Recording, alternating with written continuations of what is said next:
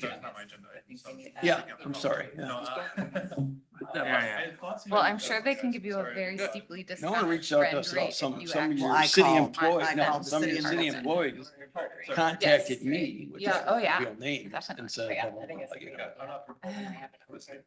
No, I know, but I obviously don't want to say their names. Oh, that's And cool. said that you're, We did that last summer, but we haven't figured yeah, out. they're gonna anything take for away this left summer. turn out of your parking lot, which is absurd, of course. And, you know, then she contacted. We had a city. sock trail And the teacher city last said you should summer. come It and was talk about it. amazing. I mean, we So don't oppose, your person we falls don't through. oppose culverts. Yeah. We just oppose if this is actually something you guys are talking about doing. And we Yeah. don't know, right? Yeah, Is we're that in the what same boat. they're talking about doing? I'll learn one day. How are you? How are you? I'm bad. So, Wells is part of that. I'm slippers and yoga socks. Totally fine. Okay, so Spring what am I break. opposing? The left turn out of our store? What am I opposing? This week. Or supporting? UW spring break is next week. Oh, And I was see. just in Florida for a week. Okay, thanks. And And then you want that? Minutes. spring break, I'm sure that's what baseball. So will they be And I think I telling went to. today what the proposals are? Because it was. Yeah, Yesterday. There are two alternatives. There's one with the left turn. one So I saw what a double and then stack. transmission. I was doing the early others voting and stuff jumps. was Right, crammed right, what a over double stack, those tables queuing on lane and I looks felt so Yeah. bad thinking like Or you could go to Florida is. inconvenient that was with the early voting people. Yeah, I'm off this week, but I saw that they were Someone from advertising the the city blood drive contacted and I was like, us, but surely yeah, they. yes, that would be something about To right. each other. And then I went The, to the Quest website and said, Yeah. early Middleton voting is for on the spring city break this week. office. So I was like, oh, they're maybe Sounds gonna like just it. do it in Girl Scouts. And so I could never say anything, but then when I came in today, I was like, wait, Selling, did they have a blood drive Girl and Scouts. early voting? No, that, yeah, that would have been awful. I guess it goes to show how we're making use of our spaces. Downtown Matt. Oh, no. The campus. This set like businesses complain about people like camping out in front of them and stuff like that. So they just said you can't sell anywhere on campus, which is a bummer. Because one of our best clients to Yeah, walk yeah, around yeah. with the wagon. Well, in fact, you go around with thin mints at like 2 AM at Barclays. Okay. Thank you. Convenience fee is $6. When I saw the length of the agenda, I Sister thought, troop. My- did my, sanitary get, Friend of the family. did he get wind of that? Is that what he said? He's taking a big trip. He's gone Outside for there. My wife. Oh, wow. But I was think he gets the- back right for many Before the years. next. Okay. This is my 7th year and I'm thinking it's my last, because- not because of the kids or the cookies. Okay, I'm gonna push just in support. Oh. Not a conflict. Really, it all goes to the same support for all of our activities. Support. I think I'm gonna put I've that been, in I've another been thing. to the, I know what heaven looks like. It's the cookie winners, the secret ways. Is it time? Okay, all right. Hi, folks. It is 7 o'clock, so we will get started with this meeting of the Middleton Plan Commission for March 24th. Abby, would you do the roll, please? Bruce, Here. Shaw, Summers, Here. Paulson, Here. and Nairo is present. Adams and Sonnentag are absent and excused. Okay, great, thank you. The first item on our agenda is a public hearing, request for conditional use permit for a drive-through and in-vehicle sales or service in a mixed-use urban district for Culvers at 3112 Parmenter Street. And I have a stack of people who wish to speak. We will start with Jay Campbell. And please note you have 3 minutes and please state your address. Thank you. Jay Campbell, W735 East Troy, Wisconsin. Hold on. Hold on, I think the microphone is off. Okay. Can you hear me now? Yes, Yes. yes, please. Jay Campbell, here in support of the call that project. W735 Miramar Road. But in support of the culvert project. Nothing specific to say other than you would have them of the done to the community. Thank you. All right, Next up, we have Christy Hughes. And again, please, we'll make sure the microphone is on and please state your name and address. Thank you. I'm Christy Hughes, 1240 Water Street in Prairie du Sac. I'm representing Culver's, Senior Vice President of Development. Is that okay? Sorry about it. I'm not sure what's happening with the microphone. Here, obviously, in support of the Culver's relocation for the conditional use of the drive-through approval. Certainly understand that we have some other issues that are on the agenda later with the traffic impact study. We've had a lot of work with the city and we appreciate the work that's been done. We are in support of what the city recommends. However, that can make us successful in the business and relocating the Culvers. We think this is a great opportunity for the community to improve not only our public safety, our team member experience, our community experience, our guest relations, all of the things that make Culvers Culvers. So we've been in the community a long time and are super excited to continue that relationship with you. So happy to answer any questions as they come up. Thank you. Okay, next up we have Jeremy, and I'm sorry, it looks like Jeffrey well, pronounce your last name, Jeffrey. I'm Jeremy Jeffrey, Jeremy can't Jeffrey, read no it either. wonder. I see it now. Okay, go ahead. W355 S2887 Old Stonewall Court, Conomowoc, Wisconsin. I'm the civil engineer on the Culvers team, and I'm in favor of the project. If anybody has any questions on site civil engineering, I'm here to answer them. Thank you. Thank you. All right, next we have Kyle Dumbleton. Hello, Kyle Dumbleton, Director of Architecture, Engineering, Construction at Culver Franchising.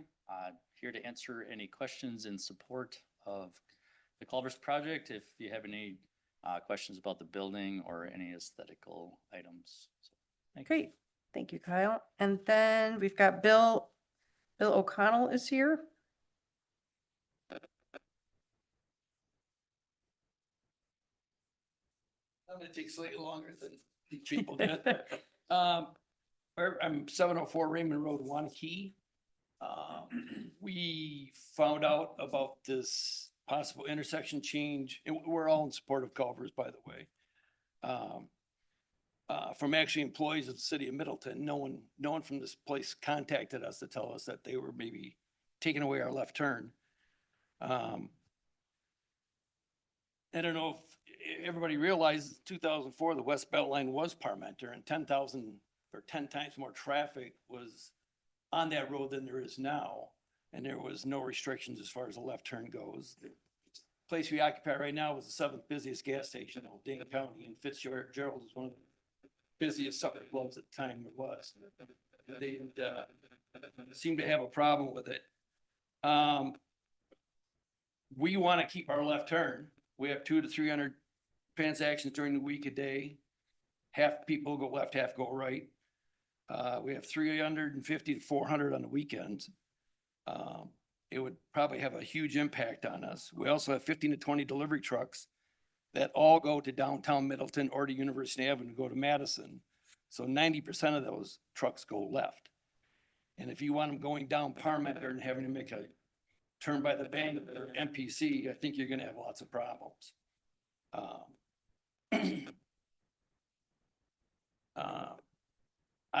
I was in sales and I drove down the West Belt Line, which was Parmenter for years and years, and the traffic was unbearable. I mean, we're all glad that it moved out there and everything else, but it's nowhere near as dangerous now as it was then as far as people crossing and whatnot.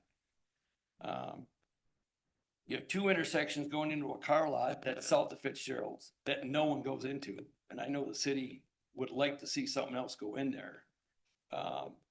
I'm sure there's some kind of intersection stuff that can be done there. Changed or whatever, so Culvers can take a left out of their place and we can take a left out of ours. I am not happy that no one contacted us to let us know this was going on. I'm not sure. I mean, we belong to Chamber of Commerce. I think we've been a good neighbor. We've done all the improvements that the city wants us to do. Taking out the gas tanks, taking out, putting lights in that they asked us to do. I can't believe anybody here thinks people taking a U-turn coming out of my parking lot or Culver's parking lot is safer than a stoplight or a roundabout. It, makes absolutely no sense to me, no sense to customers that have been coming in and telling us they have heard about it. And I've been selling to 79-year-old liquor store since 1979, and the most dangerous intersections are when people are making U-turns. That's where I see as many accidents as everything else combined. We want to continue to be a good neighbor and everything else, but I think our business will be affected by it. And I think there will be accidents galore with, I'm assuming Culver's does 1,000 transactions or more a day. If, you know, on a Friday, like I said, we're doing 350 to 400. Everybody taking, or half people taking U-turns out of there is gonna cause a traffic problem. And I know the police are in our parking lot or Fitzgerald in the morning all the time doing radar. So obviously, if you put some kind of stoplights or roundabout in there, it would slow the traffic down. So, thank you. Thank you, Bill. Okay, are there any other people who wish to speak, either online or in the room? Is there anyone else who wishes to speak? One more time, anyone want to make a comment during the public hearing? If not, we will close the public hearing. We started at 7:00 and now it is 7:08.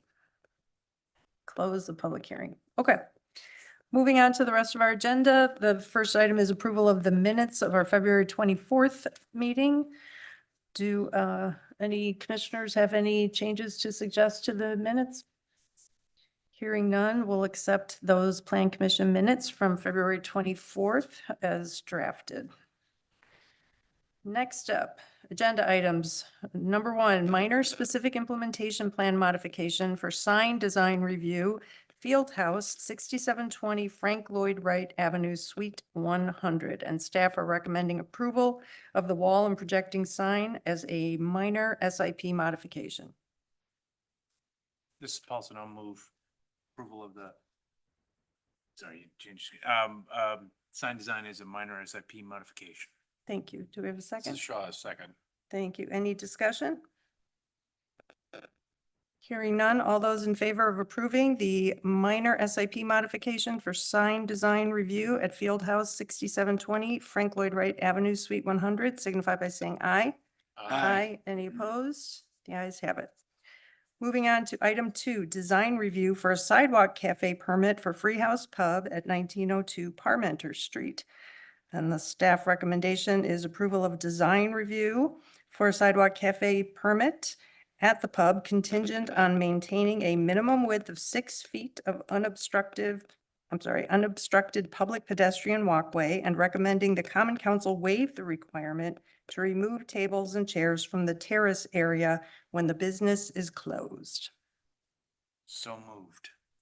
You? Unless you want me to repeat that all. No, but it would, if staff could bring up the recommended motion, that would be good. Do we have a second? Summer, so second. Thank you. Any discussion?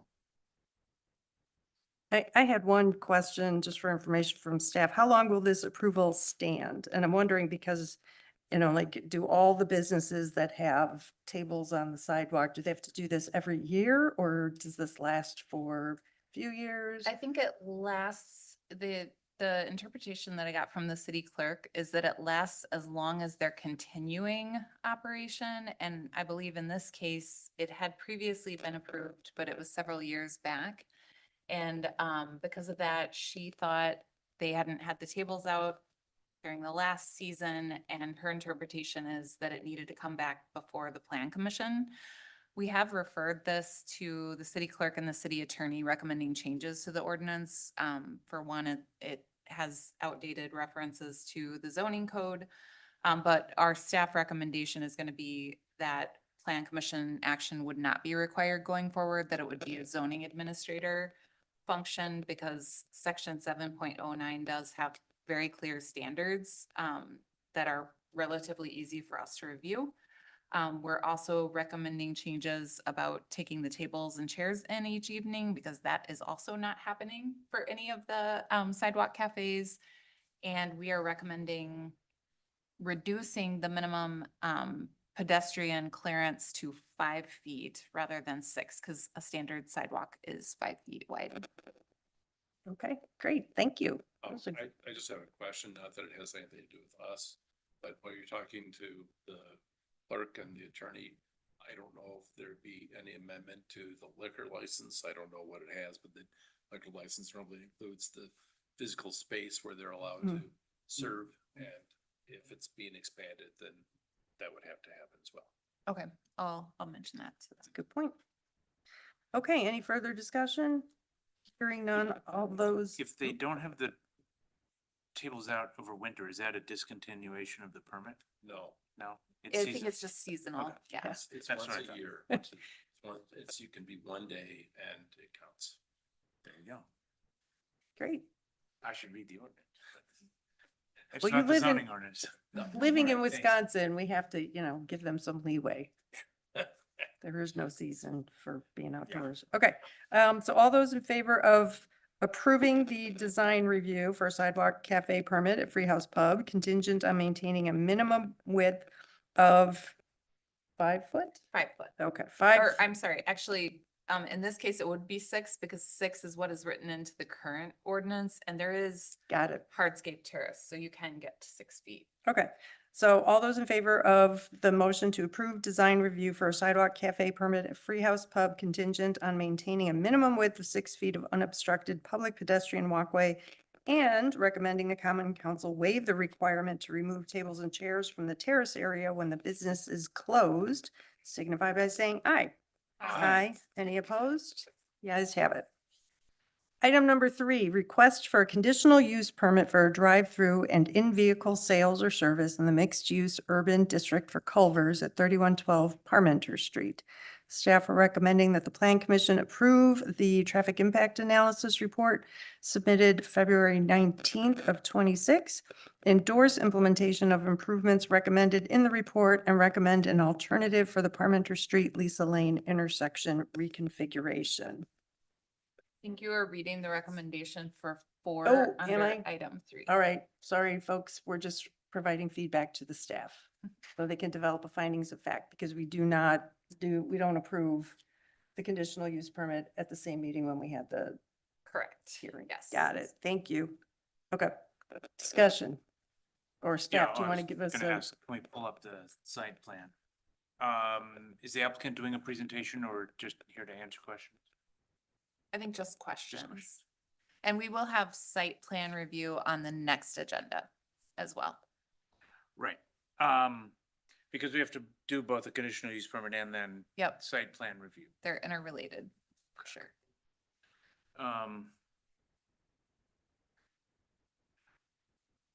I don't know who wants to get to the mic and answer questions, probably our Vice President of Development. I missed your name, I'm sorry. Christie.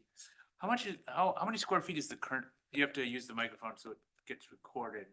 maybe we could bring the microphone. Figure out who the right person to answer the questions are. Okay. Well, how much is the current building square foot?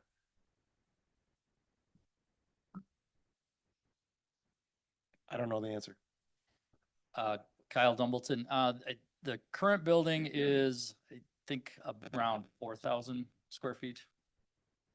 So this would, The one that's our current Yeah. Culver's location? yeah, the current Culver's. Correct, yes. Culver's number 7, by the way. Mhm. So the main issue here is the traffic flow for the drive-through, right? The total number of parking spaces proposed for Eden is just in conformance with the code? Right? Well, yes, and the traffic study is tied to the land use. And so for any new facility, we require a traffic study because we assume that some other similar user is going to locate their business within the current building. Right. So you want to go ahead? Otherwise I was going to ask a Yeah, go ahead. bigger kind of site design question. I'm not even sure how to say this. So we sometimes have talked about wanting Parmenter Street to have more of a urban corridor feel than a suburban feel. So I'm wondering if it's even possible to think about what it would look like to take the building and orient it north-south instead of east-west, so that, and build it closer to Parmenter Street, and then all your stacking and drive-through would be in the back. Is that even possible, given the need to accommodate that much drive-through traffic? I guess that's kind of an architect and civil question. Thing on, okay. So we did look at different orientations than what you see presented in front of you. And ultimately, you know, between Culver's being a fairly long rectangular building, as you see, also Culver's being different than your typical QSR with the order stack, drive-through waiting coming into it, as well as the forward stack. So just from a functionality and drive-through circulation standpoint, after many renditions, and Jeremy can maybe speak to this a little bit more about orientating the building 90 degrees, as you just asked, this is the best traffic flow for that drive-through circulation to maintain, excuse me, but to keep as much as, you know, keep all the drive-through traffic into the site. You've, hopefully, we got a bunch of Culver's fans sitting in the room. Hopefully you've all been at the existing one. Let's Once or just, twice, yeah. let's just say the traffic flow of the existing one isn't that great, okay? So Yeah. this is a drastic improvement from the current flow at the current facility. And orientating the building would negatively impact that ability to stack cars inside, keep our guests inside while they're waiting for their food, and just have the most efficient flow in and out of Parmenter.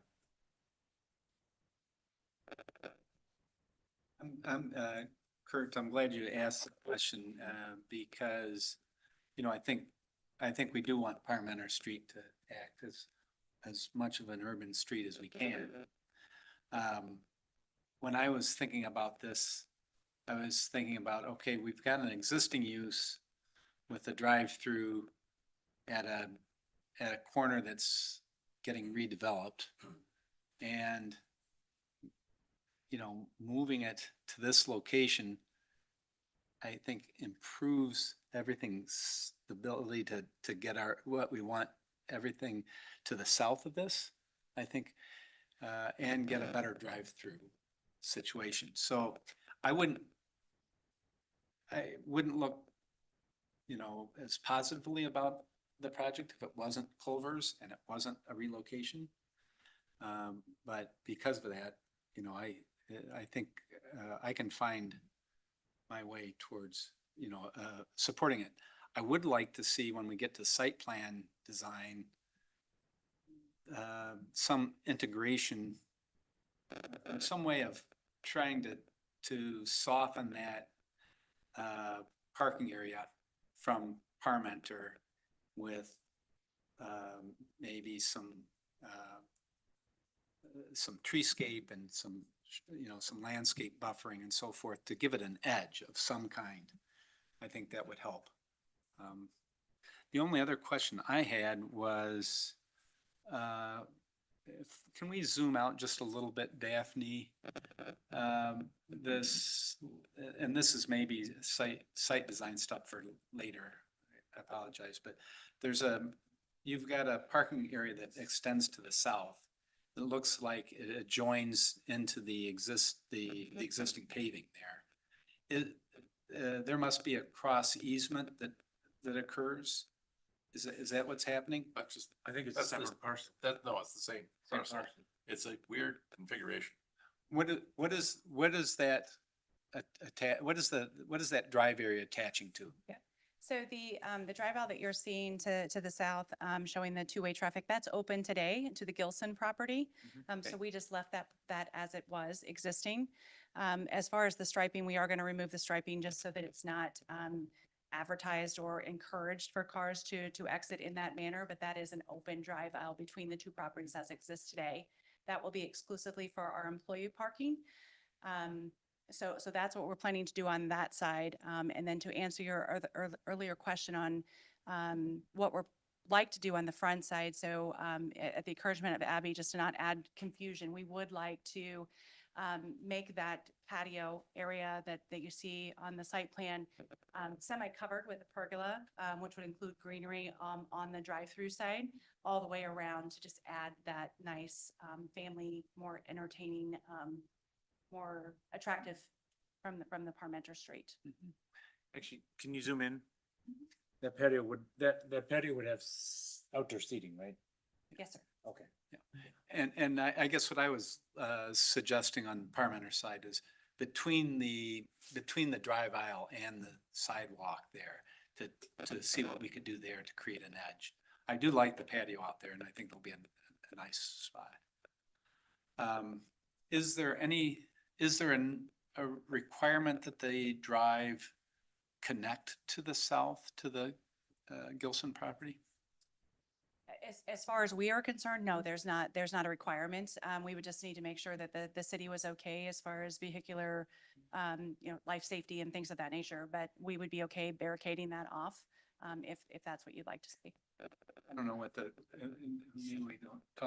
don't need to talk about this now, but it's just, I think we have to think about how that property develops in the future. And I don't know that we want to bind this access point in the future as a requirement.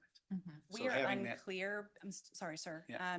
Based on the Alta survey and the title report that we pulled for the future Culvers property, we're unclear how far an access easement goes. We would have to pull title Yeah. for the Yeah. adjacent. Yeah. The Gilsons we have been in contact with are unclear as well. Okay. So I'm happy to pull that title just to see if there's anything in place. But we've had discussions about this and neither one of us feel like we don't want our traffic going to them and it's just not very conducive, especially with the blind spots behind their building and Yeah. how they have vehicles scattered about. Jacqueline, can you zoom in on that southern?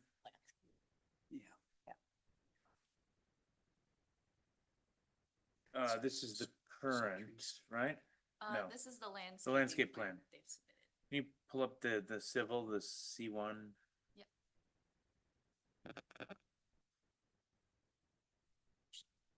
Yeah, the arrows show an in and out, but that's not to a road. That would be right onto the Gilson property. And again, that's just the current flow as it is today. There's no barriers to vehicular traffic at the current state. Other questions from commissioners? Relative to the conditional use, I think we should have a finding of fact that it support. Mhm. In support. I think the issue will be obviously traffic flow, Mhm. which is not really something that should hold up the conditional use permit, but we'll get to on the next time. Yep. I had a couple questions about, well, the landscaping plan as it is now. Does that comply with our standards for native landscaping? Staff? I cannot answer that question. I haven't reviewed the landscaping plan yet. Okay. But I will have that in the staff report for the next meeting. And then I was also wondering about the bike racks. It looks like one of the bike racks will be by the dumpsters, and I'm wondering, is that a good placement for it? Is there another place? I know there's one bike rack by the Yeah. dumpster and one over by the, Yeah, one behind the building adjacent to the dumpsters, kind of for the employees. And then the ones in the front, by the spoon is for, oh, that back Patrons. one, yep. the dumpster one, for lack of a better phrase, that's the employee It's a one. very nice dumpster though. Okay. Just And don't then, want anyone driving into it, so. and then I know this Remember is that still the early stage, but I'm just wondering if you have any plans for solar or any other, sustainability measures like energy efficiency or composting or anything like that. Since Middleton is a LEED Gold certified city. We do not currently have anything proposed. We do have the I think the bioretention basin there, which will definitely serve to capture surface rainwater. We would be open to looking at some opportunities to facilitate, supporting the green initiatives. Great. Thank you. And then I noticed there was a note about 6 street trees. Are those likely to be preserved or imperiled? Any staff know that? The trees along Lisa? Is it? Yeah, those will be demoed for grading operations on the north side of the parking. The Okay. one on the corner, the one at the northeast corner will be protected. Yep, that one. Okay.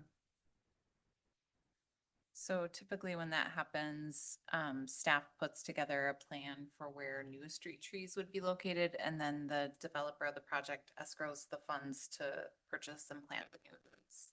And is it a 1-to-1 swap or do we plant more than are taken? So it depends on how they can meet the city code, because the city ordinances require certain setback distances from driveways, stop signs, regulatory signs, utilities.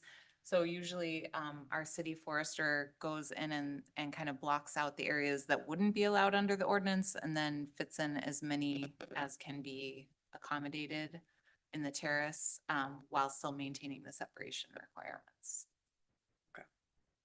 And then finally, the outdoor seating, will any of that seating be like ADA accessible? Yes, okay, good, thanks.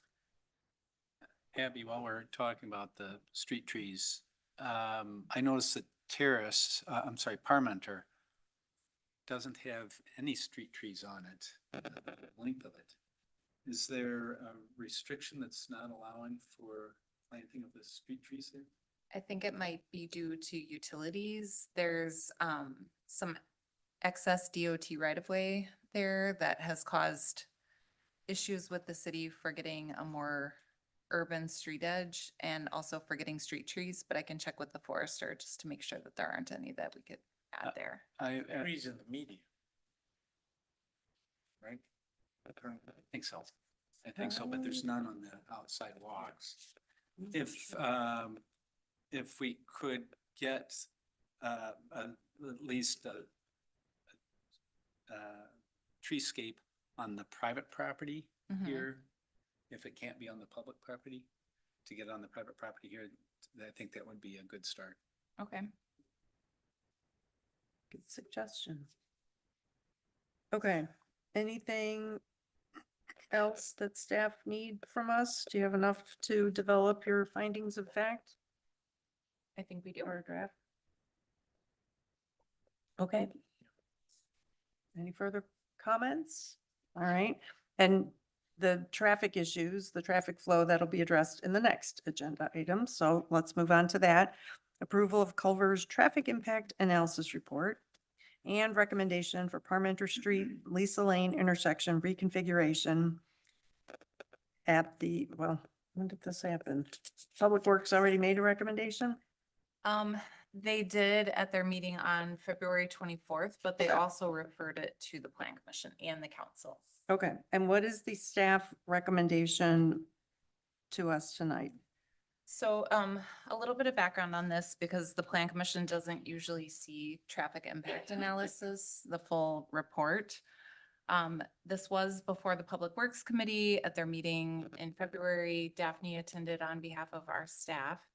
And during the course of their discussion, they referred the TIA item to the Plan Commission and council for consideration, with the understanding that they wanted to see any final design. I think in particular, they were looking at two things. One was the eastern egress point from the Culvers facility, so on their private site. And they adopted a recommendation for, I think it's called a pork chop Mhm. at that egress point.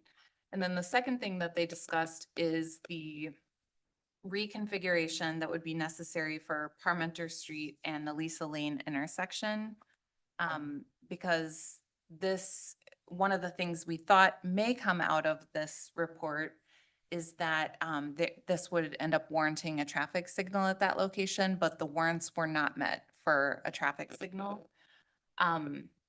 There are warrants met for a traffic signal on Laura and Century, but that predated the Culvers. So that was already a necessary improvement, and therefore the city would not require the developer to pay for the cost for those improvements because it's already operating at an unacceptable level of service, and it wasn't their project that was crossing that threshold. So during the course of the discussion at Public Works Committee, what I viewed as maybe the piece that the Plan Commission might have the most concerns about was the reconfiguration of Parmenter Street and Lisa Lane. In particular, because of the number of pedestrians that we have crossing at this intersection, both because of the middle school and the high school, but also as was raised by a Public Works Committee member during the course of their discussion, any employees that may be crossing on foot or bike from the east side of Parmenter to the west side. I, in particular, had asked our traffic study consultants, SRF, whether it would be possible to add a pedestrian crosswalk safely on the south side of the intersection, because as we know, kids sometimes maybe not inclined to take the longer route and go across to the north and then cross back to the south.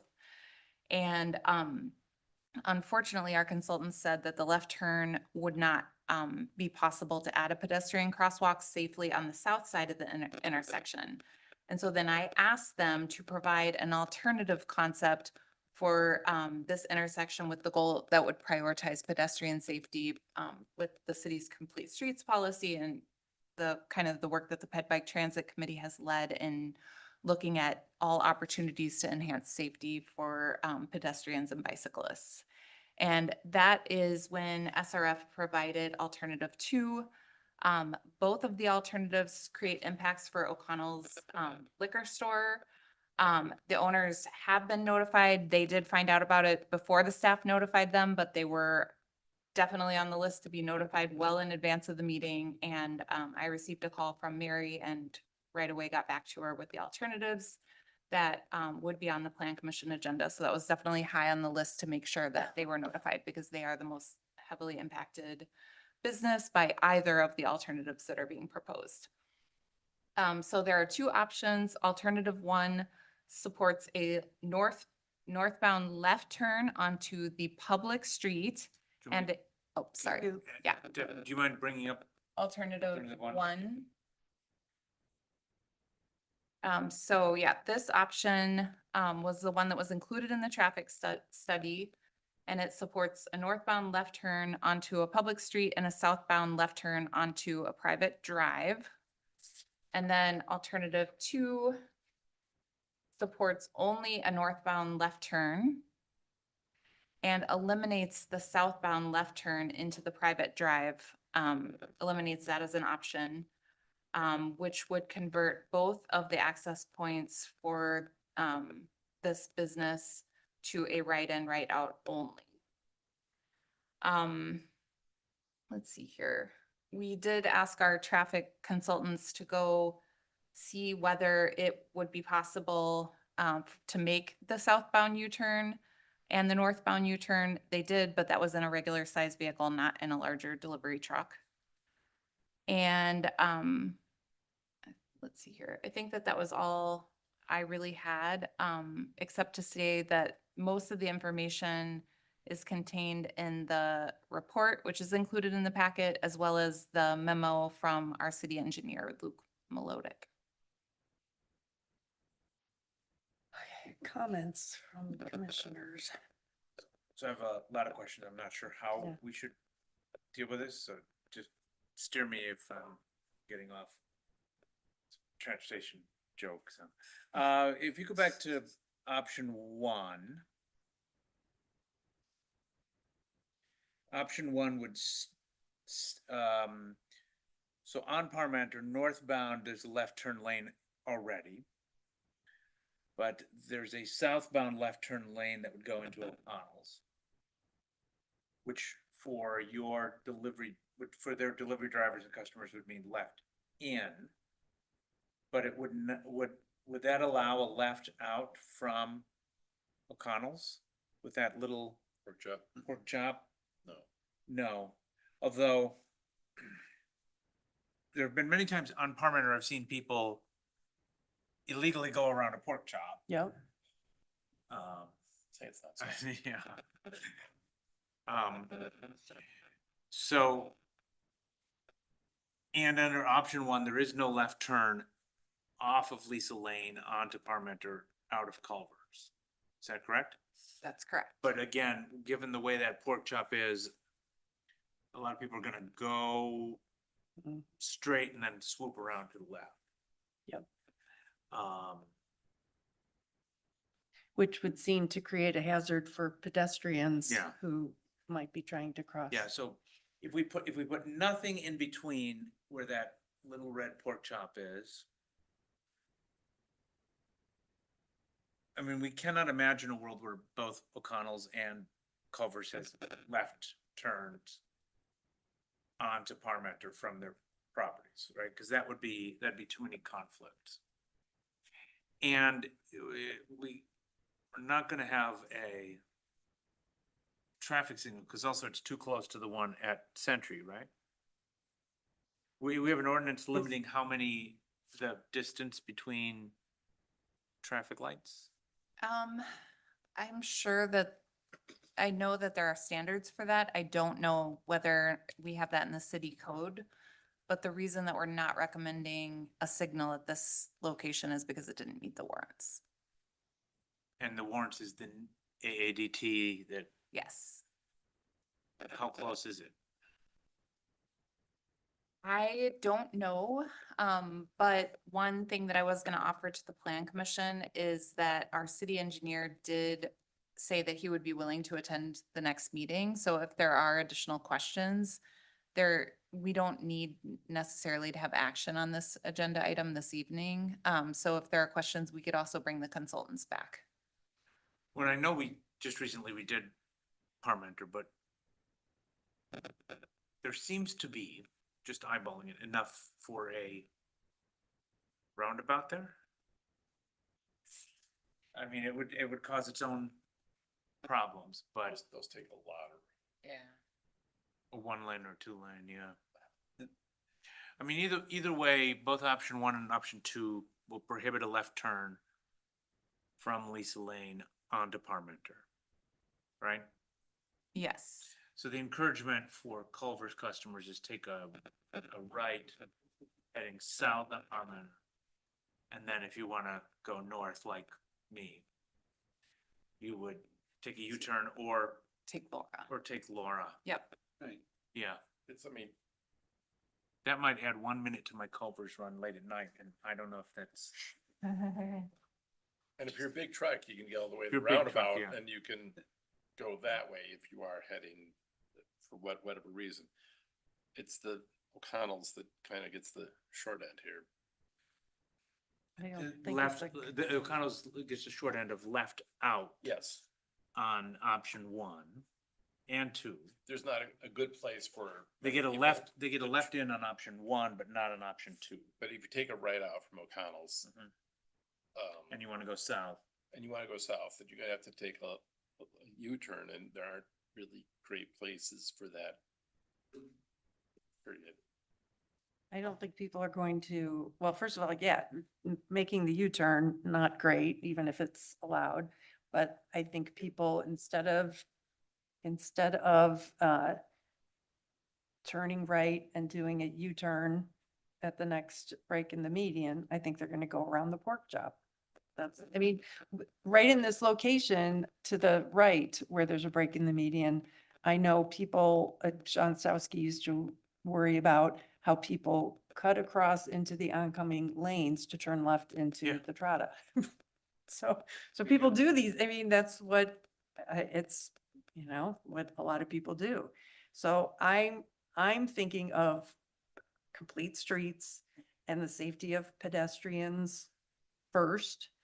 And I wonder, the warrants that you're talking about, are those compatible with complete streets and pedestrian safety, or is it all about the cars and vehicle flow? And just to be clear, the warrant is Like what, whether there's enough AADT, average annual daily traffic, that the Yeah. developer could then be required to put it in. But it's not, is it a traffic safety issue or a financial issue that the city doesn't want to put in a stoplight Hmm. without being able to recover a portion of the cost? And could we get an estimate for the cost and find out if the developer would be willing to bear that cost? I don't think that the engineer's reluctance to propose a signal that does not meet warrants, I don't think it's related to the cost. I think it's related to concerns about if there is an accident or something like that at the intersection, that it may be because this location did not meet warrants or other factors. So I don't want to, I definitely don't think it's related to the cost. But I would like for them to be able to answer that. And traffic might be stopped on Lisa Lane of Culver's customers waiting for the signal to turn left. That's true, yeah. Can we see option 2, or do you want to? I'm just gonna, while we have this option up, was there any thought about taking that pedestrian crosswalk on the, starting, on the west side of the road, going diagonally through the pork chop, and just connecting it that way, yeah. So that the pork chop would act as the pedestrian safety zone, go halfway across and then continue on that direction? I don't believe they looked at that. I could ask if there's a possibility to Does do that make that. any sense? well, I understand what you're suggesting, but doesn't that mean then that if students, for example, are coming north on Parmenter, they will cross and then they'll have to cross again? Yes, But they would presumably cross They still have to do much it. further south. Yeah, they might Where cross there, it, where but- there's currently a Traffic light. traffic light and a. They could, yes, Yeah. that is true. Yeah, Yeah. if they were thinking ahead. One thing I do, one thing I do want to mention. We're all parents of teenagers, so is- that's a big if. That, it is very frowned upon with the traffic engineers to have, if this were to become a signalized intersection, to have a private driveway acting as a leg of a public Mhm. street. We do have that situation right now, Branch? at Branchen University, and it's not ideal. And I understand that, but at the same time, I just think it's not ideal to be asking people to make, well, first of all, to affect an existing business in this way, and then also to expect people to make U-turns.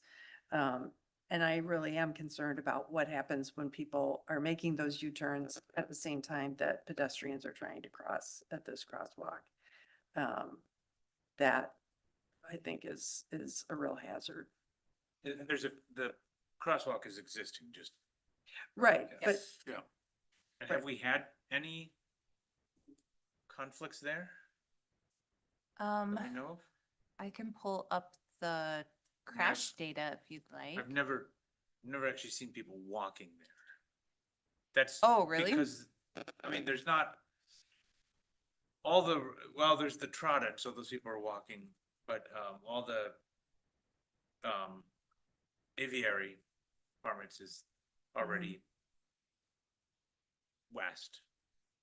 I think in the past, like at least 2 or 3 years, we haven't had any reported accidents, you know, with pedestrians at this crosswalk, but we have heard that there's also a bus stop at this corner that is heavily used by a lot of the Mhm. Toronto residents, and so there are a lot of people crossing here. Bus stop on the east side or this west side?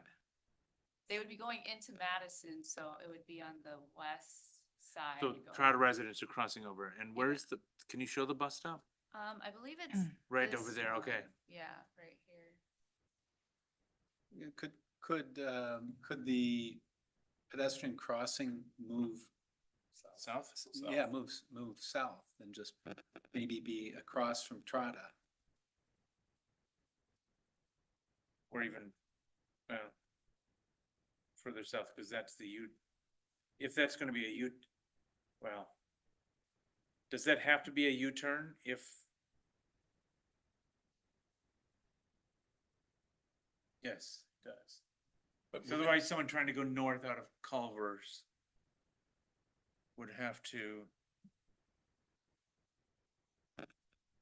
moving the pedestrian crossing would relieve some confusion of drivers looking at potential of cars coming in from Lisa or the driveway and looking for pedestrians, and the flashing beacons would hopefully catch their eye and get them to slow down.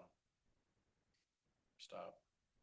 Yeah, I have displayed on the screen here, this is the crash data over the last 5 years. I'm not seeing anything immediately at this intersection. This accident here was on a private parking lot, and this was property damage. So maybe they hit a pole or something like Is this something? What's that? this one is, there was an injured driver in June of 2023, it looks like. But it's not a pedestrian. we show option 2?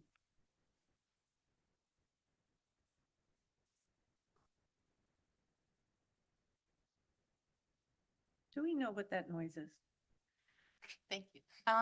It's in the speakers and I don't know how to resolve it, but it's cropped up like every other meeting now we're having it, so we can talk with IT about that.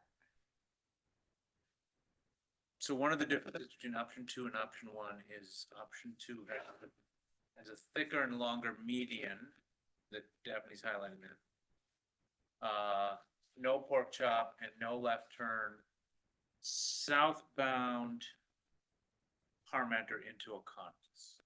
Is that the, am I saying that right? No legal left turn. No legal left turn. And so if they have delivery trucks, and I was behind a beer truck delivering to you earlier today, they were coming off the belt line, so they're coming north on Parmenter and turning right in. But then they usually want to turn left out to come back down.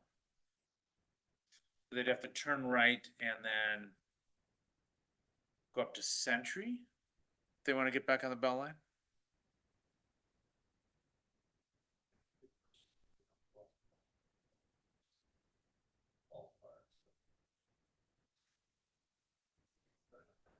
But either way, you would, O'Connell's would lose a left turn out.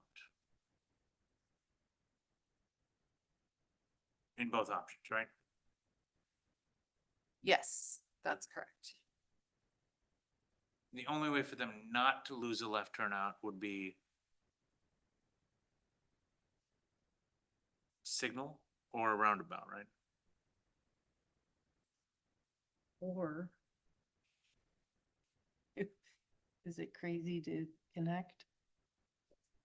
They would have to work with the bank to be able to negotiate that. I'm assuming you don't have any cross-access easement to the bank. But how many deliveries are we talking about a day? Culver's provided data for how many customers they're seeing in and out a day. How many deliveries are we talking about a day? One? Is it daily for O'Connell's?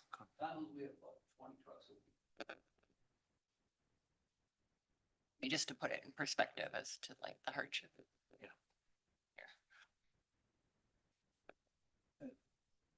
And is the thought, Abby, that this is safer for the pedestrians because it eliminates a couple conflict points and the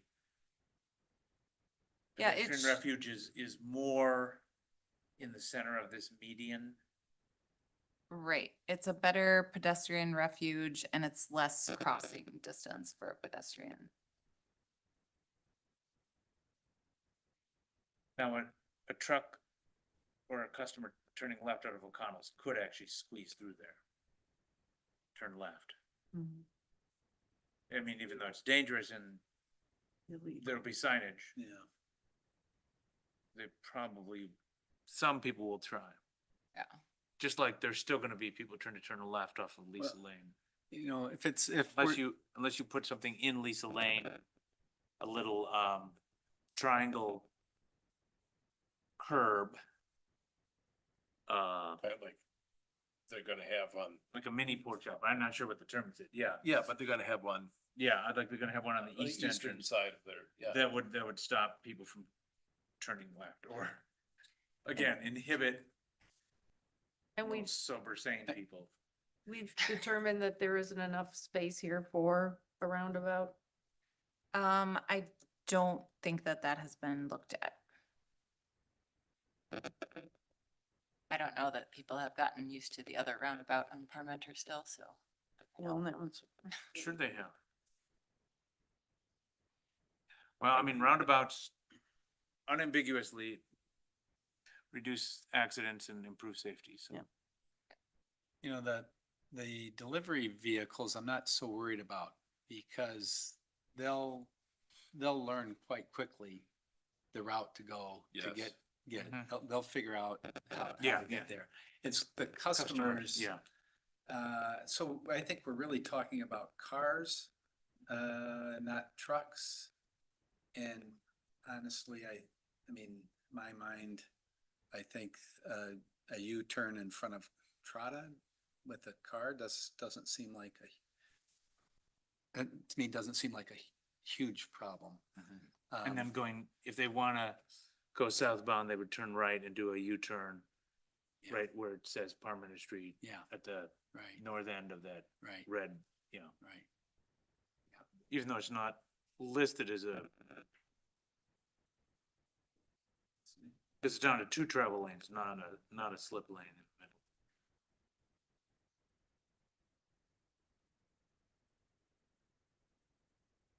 like bagels forever, Exactly, which is much worse. which, hey, You mean on University Avenue? which I don't frequently go to because I'm always like, oh, now I gotta cross 2 lanes of traffic to get to the U-turn lane. Yeah. You want to actually protect pedestrians. Can we give him the microphone for the? You want to protect pedestrians, put a stoplight in there. There's no pedestrians that have been hit there. There's 0 left turn accidents that have happened there in 13 years. I mean, it's like we're making something up as far as pedestrians. If you really care about them, like I said, the cops sit in Fitzgerald, they sit in our parking lot and ticket people every morning. Put a stoplight in there. People can go in and out of Culver's, people can go out of our store. It's so simple if you really care about the pedestrians. Because there's nothing happened to any pedestrians, but if you care about them and you care about our businesses, then put a stoplight in. Quick Trip said Quick Trip, I'm sorry. Culver said right in the paper and on Google that they would help with reconfiguration of the intersection and they would pay for it. And you guys are completely disregarding that and saying pedestrians, when there's No, no. no, we're not disregarding it at all. The engineer doesn't think it It's warranted. would work. I But understand. we would like the engineer to give an opinion on this. Mhm. So I didn't think that the traffic study for Culver's was, I thought they were not, they didn't want a left turn out onto Parmenter either. Isn't that correct or not? They don't want a left turn from Lisa onto Parmenter. That's correct. So that's why either the pork chop or the other option would preclude Yeah. vehicles. yeah, I was Yeah. gonna say, can we clarify yes, who is yes. they? Traffic study. Yes. Yeah, You want full Because access. The residents of the apartments on Lisa Lane would also under this be losing their ability to left turn and go up That's north correct. on Parmenter. Yes. Not Have that- they been But contacted? No. About the potential impact? That seems like something they would want to know about. But Laura Lane is available. Yes, Yes. Laura but they Lane's can't, available. Laura Lane is available, but if they want to go to the belt line And if they go Laura Lane, then they're at a stop sign trying to turn left to get on to the, which is awful and is unworkable. And so a lot of them will But turn left on the Parmenter so that they have a signal at Parmenter and Century. I think Laura and Century's getting the traffic signal. That's what I understood. It's- from the traffic Eventually, report. we will have to. It's not in the capital budget yet, but, it's something that we're looking at because we know that it's Yeah. needed. So that'll be a signalized intersection. But it could be 20 years, 15. At the pace this city spends capital budgets, could be 20 years. Oh, yeah. I agree that this is just begging for a roundabout, but I just did a quick DCI map measurement on the roundabout south, and that's about 160 feet as opposed to about 80 feet here, curb to curb. So, Wouldn't fit. with that, I mean, it's lovely, lovely idea. If I may, both of those options were evaluated by SRF. And it's in the full report as far as the traffic signal and the roundabout. Whoever mentioned that there was an ordinance that the traffic signals couldn't be so close together was noted, as well as, some additional, warranting issues as Abby has mentioned.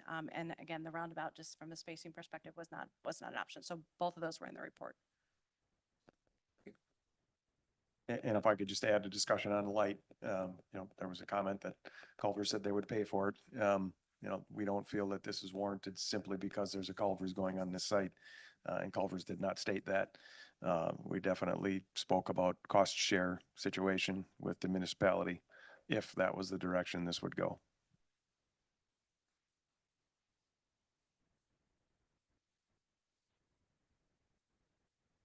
Okay. I'd like to see the consultants study an alternative location for the crosswalk and see if that could be done and keep the pork chop, which doesn't give everybody what they want, but I think it makes it a safer situation. I mean, move the crosswalk much further south, like in front of the Trotta. The front of the Trotta. Put back the option one, the pork chop with a left turn. Yeah. Southbound lane. And see if that, does that make sense?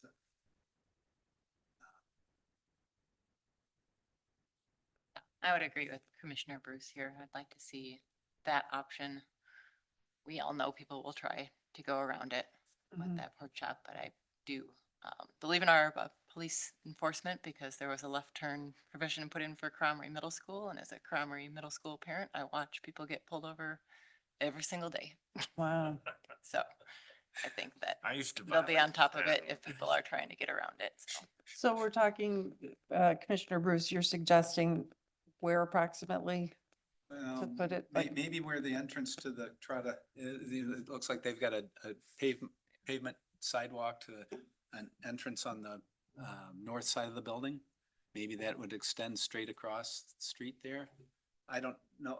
I'm not gonna pick a location Yeah. necessarily, but is there a spot that it would make some sense? And how far is the crosswalk on the south side of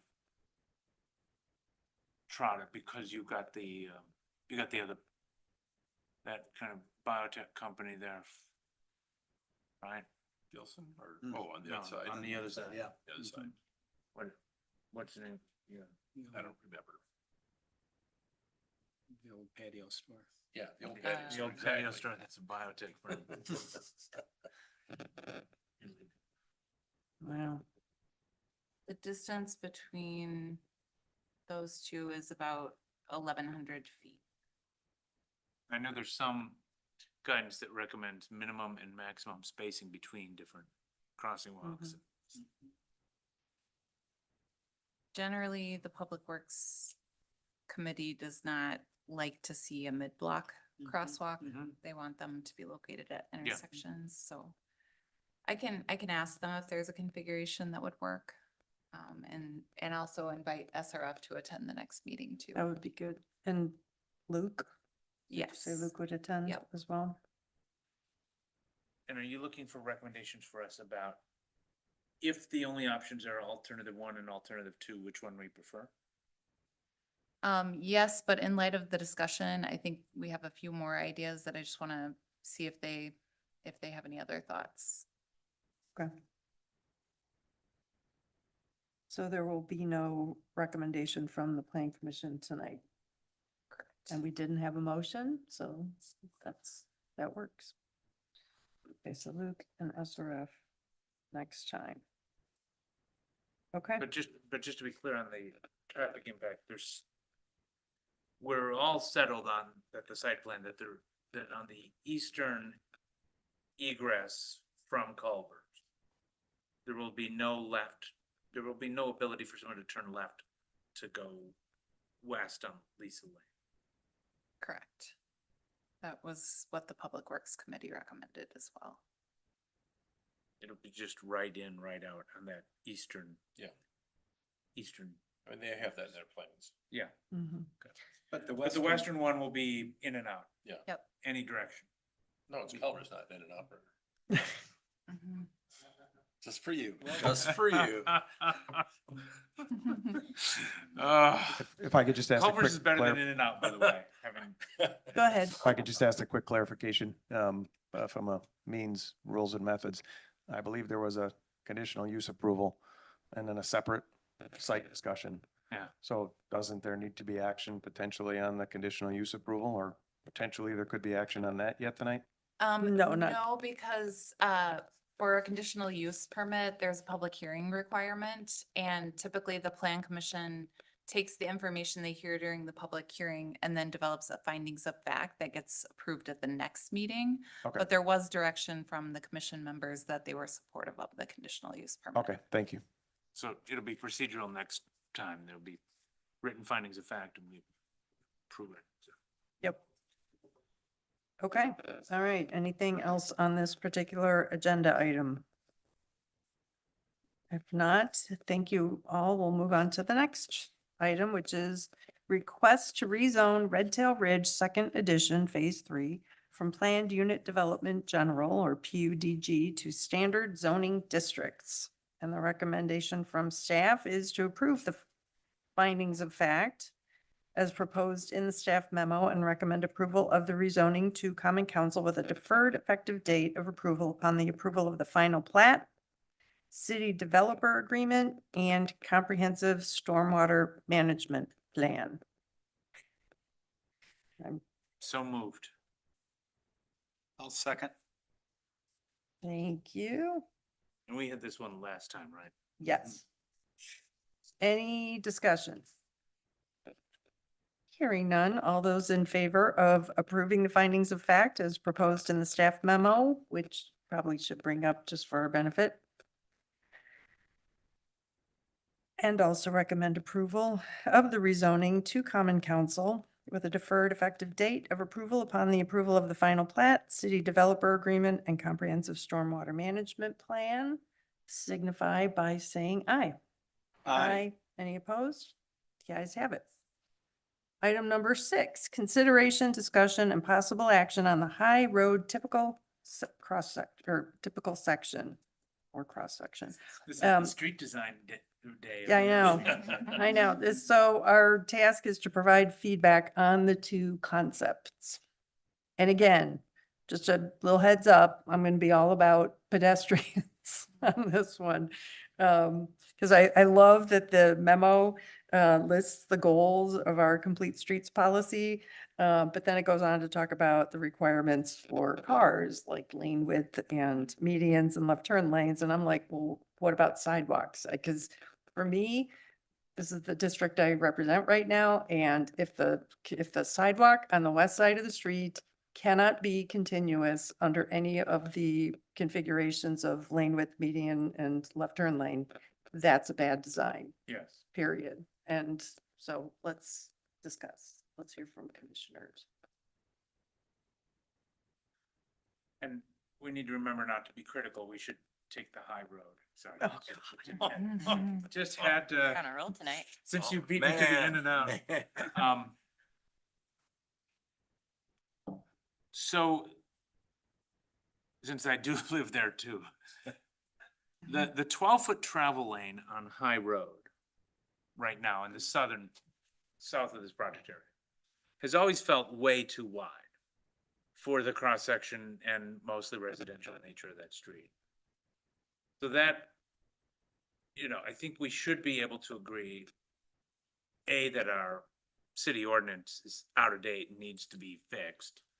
And our city ordinance is inconsistent with the complete streets policy and represents an older way of traffic engineering. Well, okay, you've all heard the spiel. So, I don't have any pretense or question as to why we can't have. Sorry, let me restate that, because that had too many negatives. For a residential collector street, we don't need 12-foot traffic. 11 feet or 10 feet.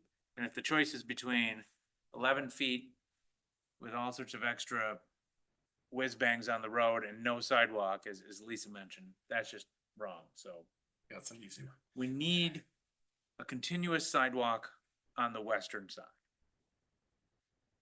From existing sidewalk on the west side, south of Graber, all the way up to Greenbrier, or even further. It should go You said from, west, right? it should go from Bellefontaine Boulevard all the way to,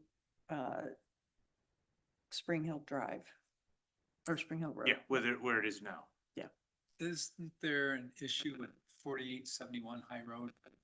There is, and that's why, so I'm thinking of this street design. Does everybody remember the Parmenter Street reconstruction and how now the multipurpose path breaks at where Nuns is, and then it resumes after it passes the playground store? That is not ideal. It probably should have been redesigned, maybe to have a more narrow median at that point, so that the path could be continuous.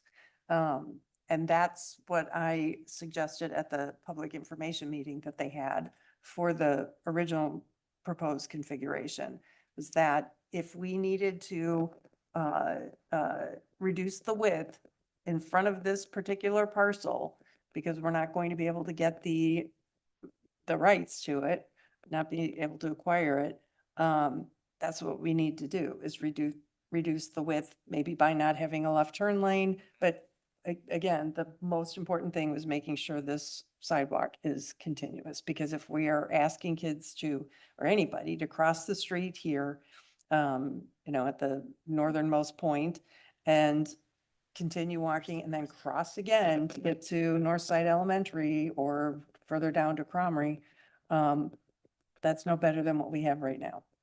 This is the west side of the road, right? On top, yes. Yeah.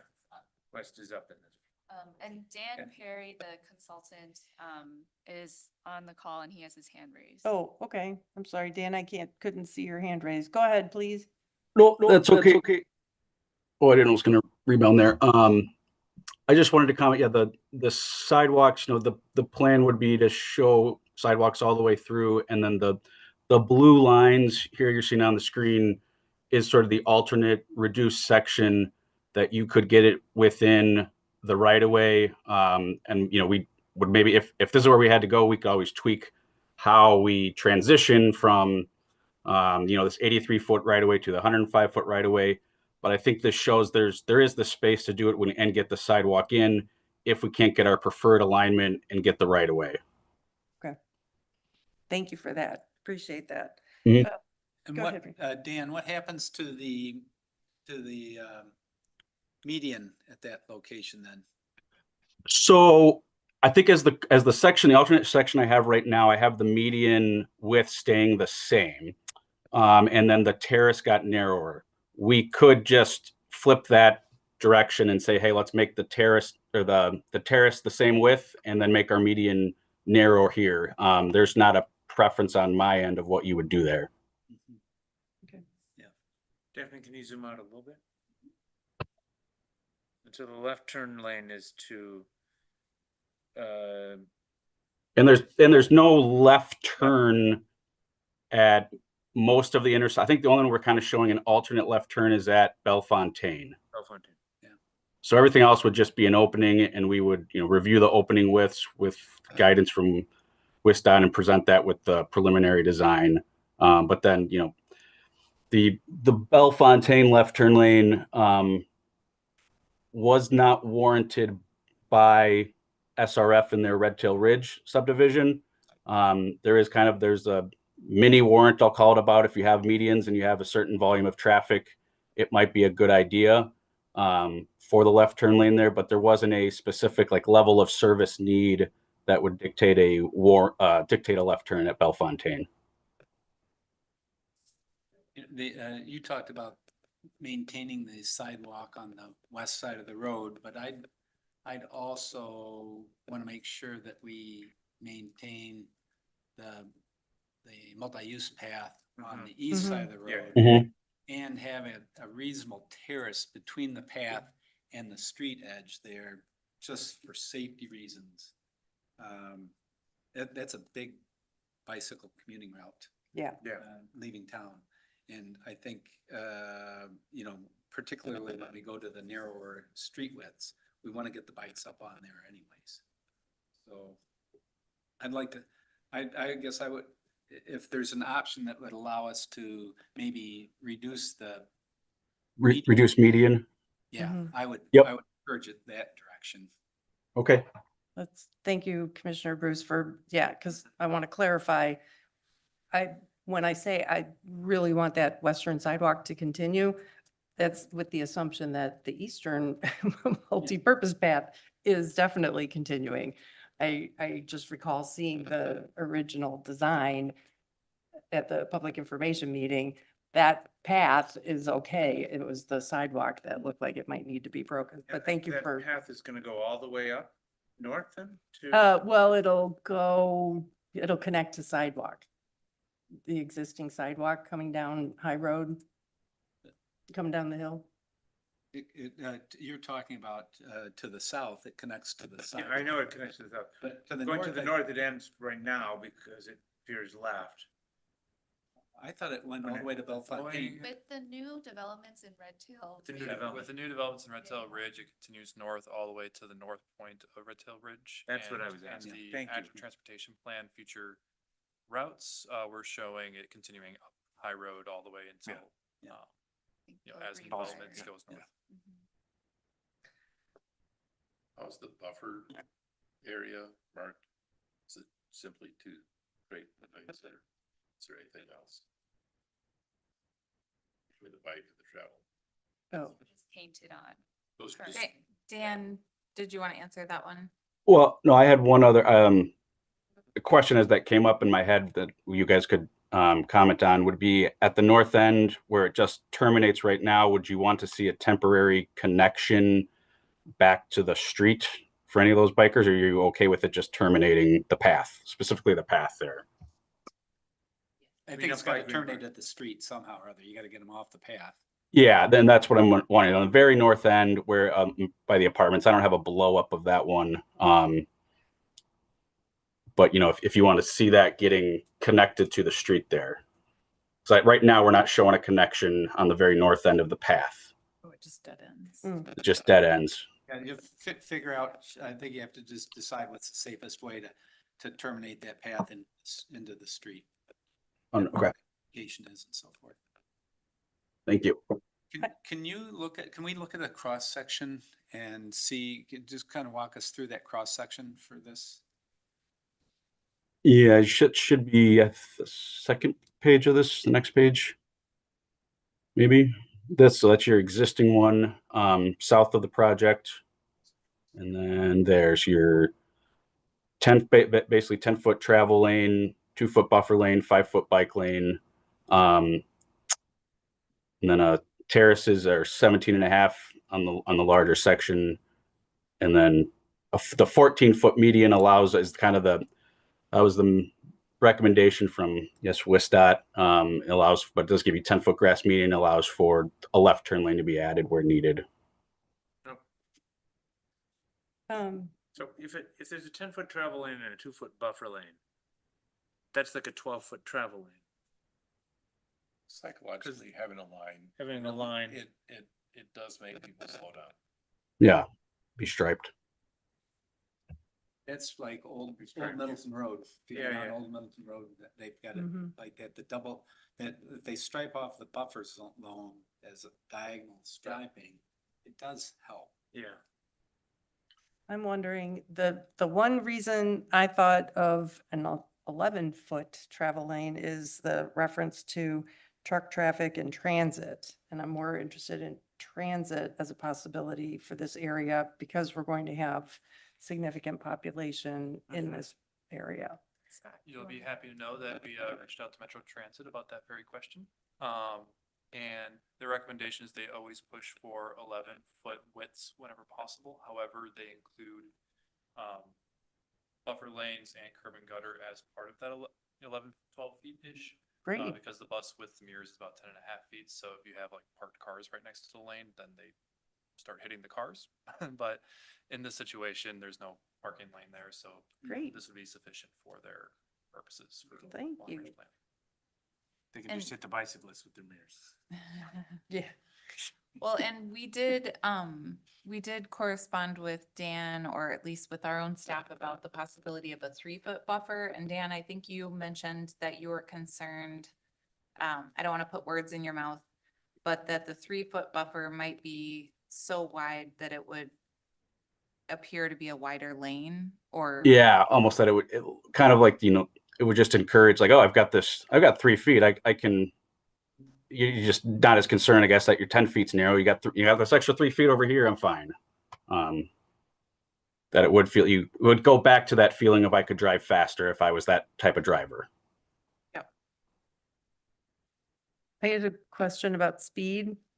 Says we anticipate that it will be reposted at 30 miles per hour after construction, and that in the future, a study could be done to reduce the speed down to 25. I'm wondering, why couldn't we? Start with 25. Yeah, why don't we start with 25? Because I'll tell you, a lot of people that I've spoken with recently are concerned about the intersection of High Road and Johann Farm Road being at the bottom of the hill.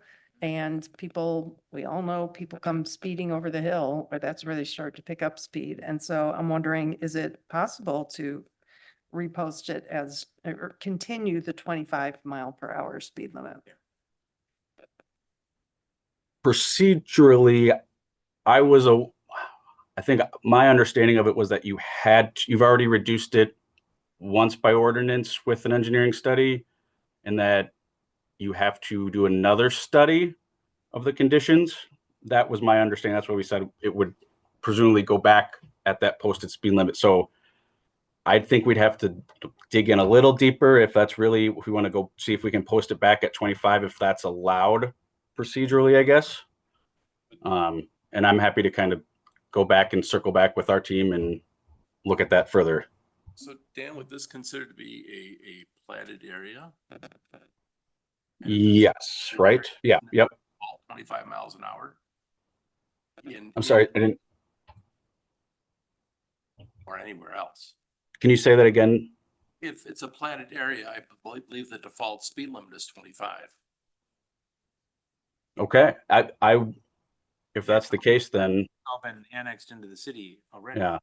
I wonder if the comment about the procedure that would be necessary is related to a modification to the city code, because that would definitely be required in order for us to police it. So I'm wondering if maybe that's where the comment came from. Yeah.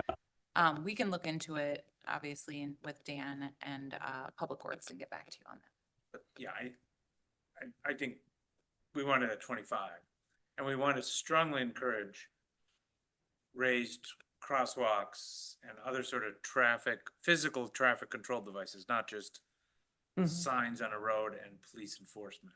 And paint. Because we want to make it safe for the people who primarily live there, rather than the people from Wanakee coming through. Not that we have anything against Wanakee, but like, go west and take yeah. Parmenter or something else, Right. since there's 4 lanes on Parmenter. Yeah. Don't don't cut through. No, you I make mean, that's it, the whole point, right? Is you're Yeah. seeing a lot of development north and east, and we don't want that all to be. right, this cut has through. been basically a rural thoroughfare. That's how it's been treated. Yeah. And now it's going to be a residential street. I mean, it's maybe a collector, but I mean, there's going to be a significant population there, a lot of young people walking to school. And it's got to look different. It has to Mhm. be posted differently. Yeah, I totally agree. Do we need to update the typical street sections in the ordinance? We Or like are, recommend that Public Works take a look at That this? is being done currently as part of Great. our subdivision ordinance, so those are being updated. And then I'll take a look to see if they have that 10-foot travel lane included in there. I think we're just going with like more general ranges, so we can flex and have buffer lanes and all Mhm. of that as well. But I'll take a look at it again. Okay, and then I'm just wondering about the medians and the left turn lane. So I don't think there was a median in the southern part except at Northside Elementary. And that's It's just for a pedestrian. pedestrian, yeah. And it's a small. So what's the reason for having the medians on the northern part? Because my read of the memo seems to indicate left turn lanes are advised when there's a median and traffic is a certain volume. And I'm like, well, what if we don't have a median? Do we then have to have the left turn lane? More like the cross section, Mhm. south. Yeah. by us. But narrower. But narrower, right, right. Like why are there no medians in the southern part, but now it's proposed for the northern part? What's the improvement there? There's no medians in the southern part because you couldn't get those and the travel lane and the parking lane and the bike lane on that pavement. Hmm. Well, you could if you had smaller travel lanes, but there's no buffer lane. It's just a travel lane right next to a bike lane on the southern. Mhm. Were you suggesting that perhaps we take the amount of grass area that's in the median and then push that to the terraces on either side?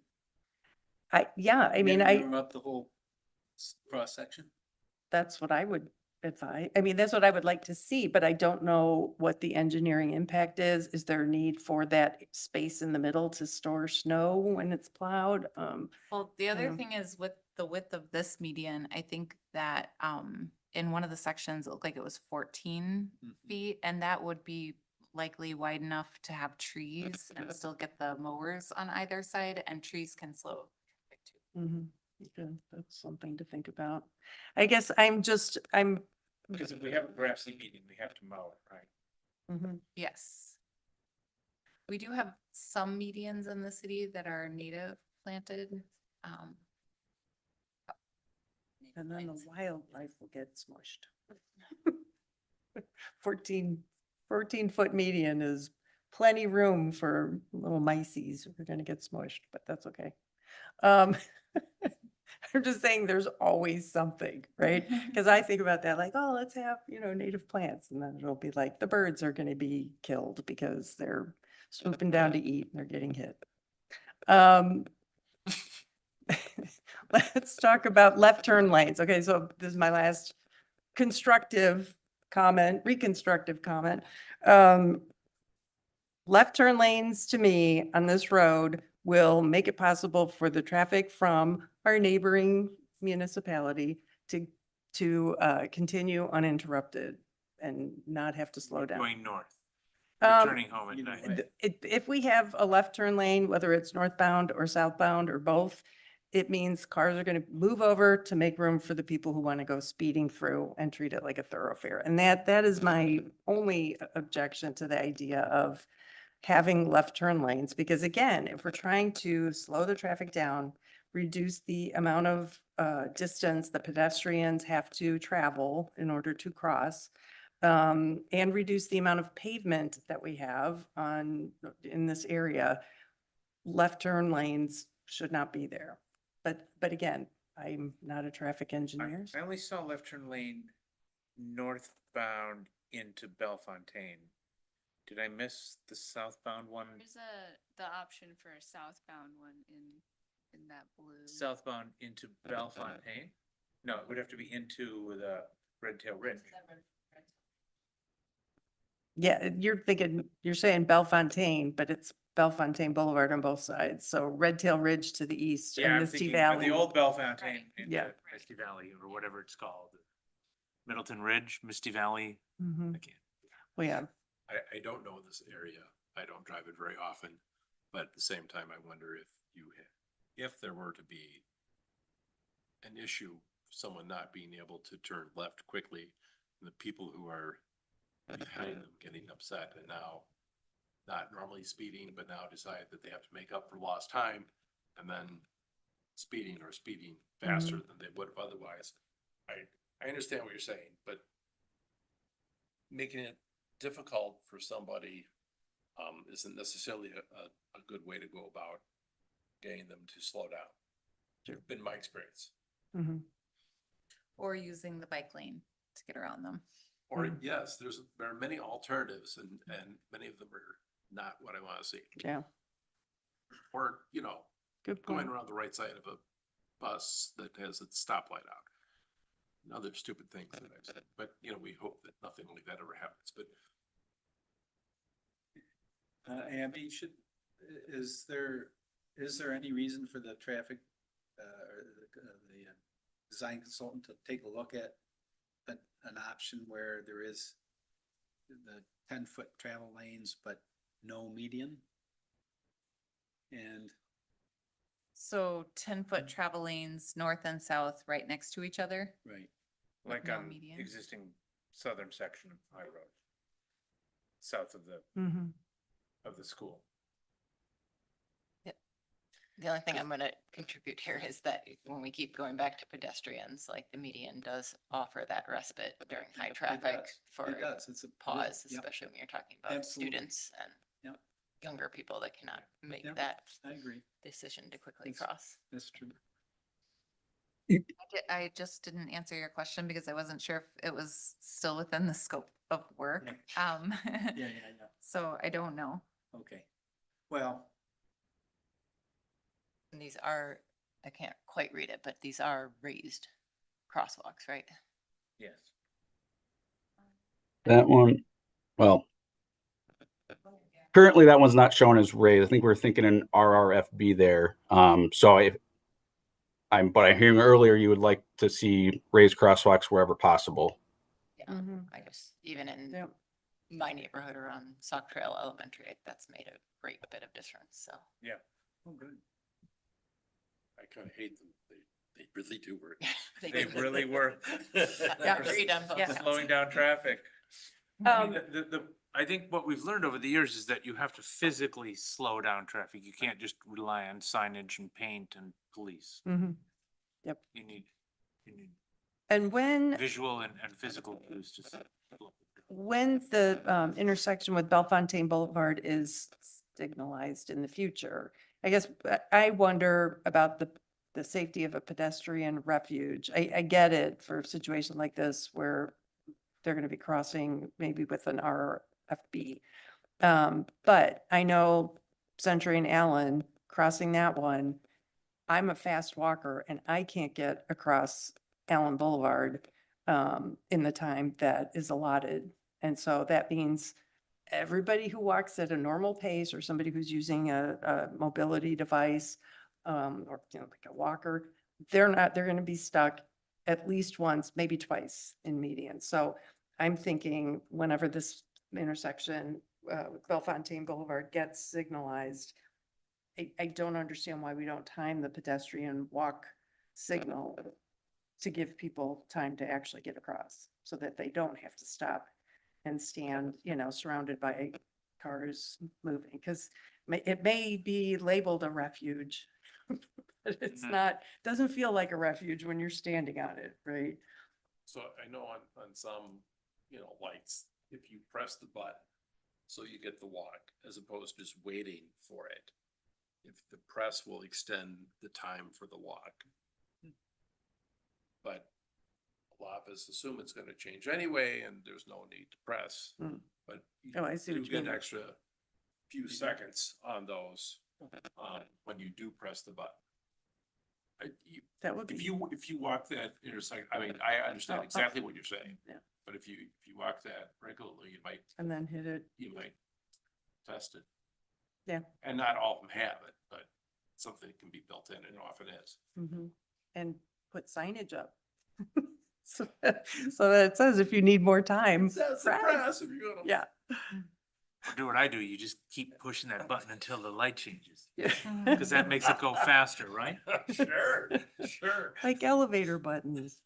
Okay, so have we beaten this one to death? Yes. Well, yeah, so we don't, no, we have not given clear direction about whether we want medians or not.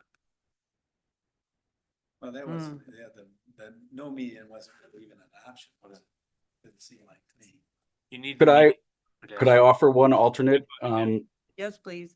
to discuss there would be, you mentioned going to no median, 10-foot lanes and buffers and bike lanes.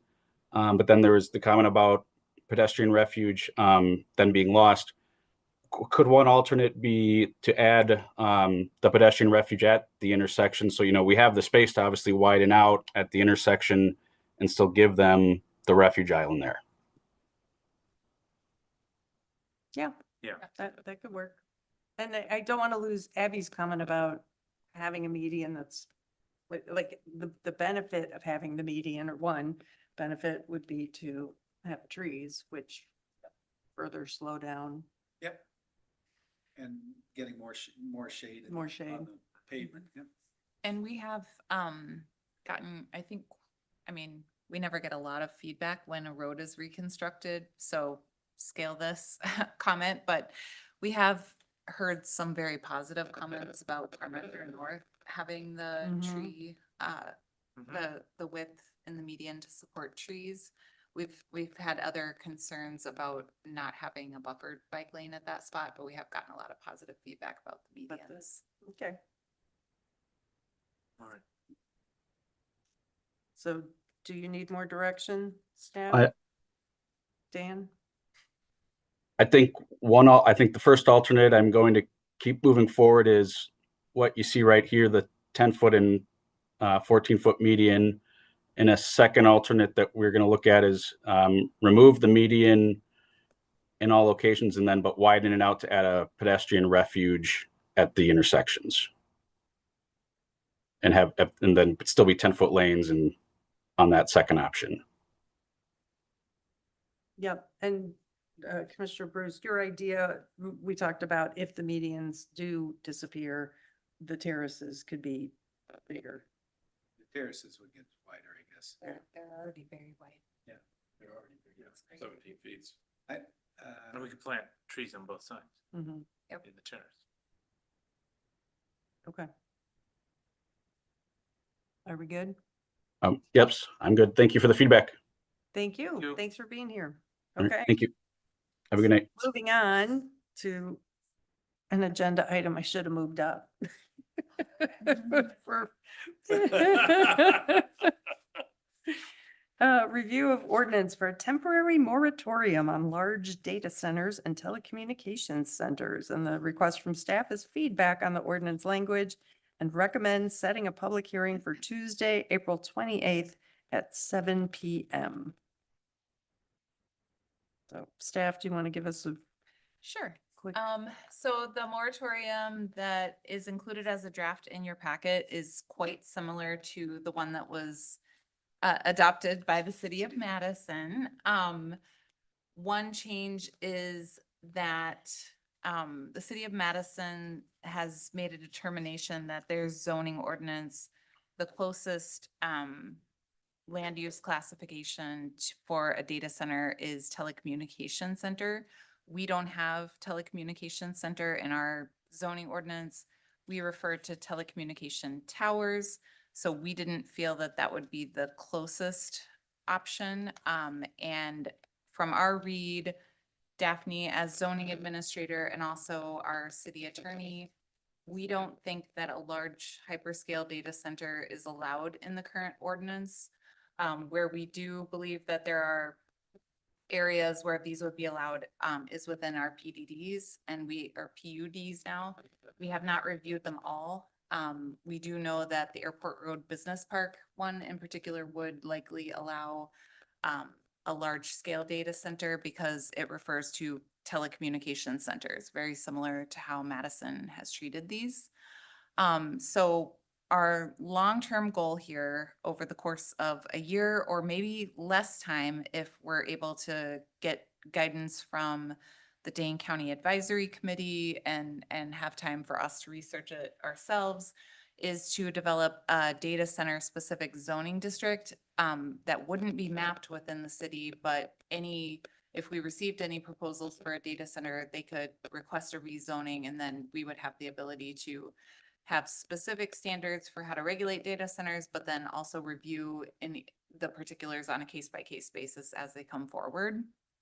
We did receive a letter from the Middleton Chamber of Commerce, and the executive director, Kristen Parent, is here, not opposing the moratorium, but and not taking a position on data centers in general, but proposing that the standards that Middleton adopts would align more closely with data and telecommunication centers rather than using more broad definitions.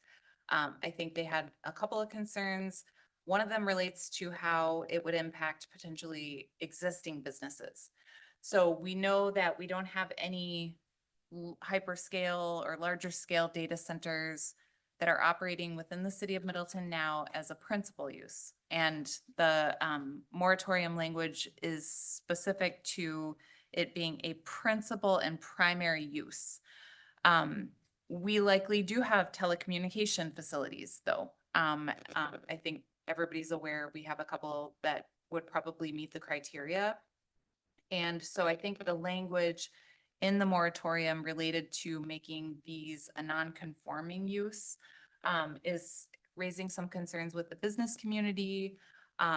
They are proposing a couple of things. One, that we would adopt a functional energy-based definition. A lot of the concerns around data centers obviously are with energy use or water use. And also the chamber is proposing that we clarify the definition of telecommunications center. I think they raised some concerns in their letter. I won't go into detail. Some of them I think could be addressed with the language in section 2 of the proposed moratorium that talks about as a principal and primary use, because we have a whole host of other land use categories that can accommodate things like offices that have a telecommunications center as an accessory use or even a data center. But this moratorium is specific to data centers and telecommunication centers as a principal and primary use. The last concern I just wanted to mention from the chamber letter is to replace vague circumstances in section 9 of the ordinance.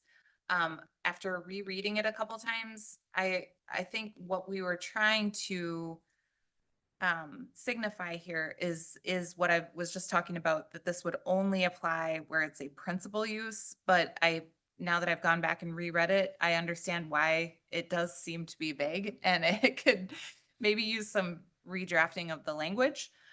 So there are a couple of options I think that the Plan Commission could consider tonight. You could propose changes to the ordinance and still move forward with setting the hearing. Or if you want to send it back to staff, we can take a look at some of the issues and talk with Kristen, and then we could bring it back to the next meeting, and then that would just push the public hearing back a couple weeks. Okay, thank you for that background. Kristen, would you like to read all or part of the letter into the record for the benefit of anybody who may watch this video and doesn't have a copy? Yeah, I don't know that I need to read all of it. Thank you guys. I'm assuming you guys all have a copy. I just do want to make the statement that the chamber is not taking a position on data centers at this time. And all in favor of let's pause this to plan it accurately. Just when we looked at that, language in the moratorium, there were a few things we're like, ooh, is that the right way to put that? Are we just setting ourselves up for failure in the future? What is it gonna do to the existing businesses, that may or may not have some sort of data center that we don't even know about? Thinking of the Middleton Business Park specifically. So we are all in favor of this project, and I think there needs to be a plan for data centers. Obviously, it's a very hot topic, Dane County and statewide. Just looking for maybe some clarification in some of the wording in the existing one. So, Thank you. yeah. Thank you. And yes, the whole issue of the non-conforming use, I recall when the plan commission first talked about whether to have them ask for a moratorium. That was one of the things that I recall the city attorney was pretty concerned about, making sure we wouldn't be somehow affecting existing businesses. And it seems like this creating non-conforming uses out of them has an effect. Commissioner Yeah, Paulson?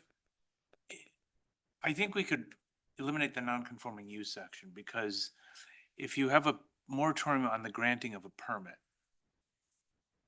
that would stop anyone new. It wouldn't alter any existing land uses. Now, the problem is, if someone has developed a data center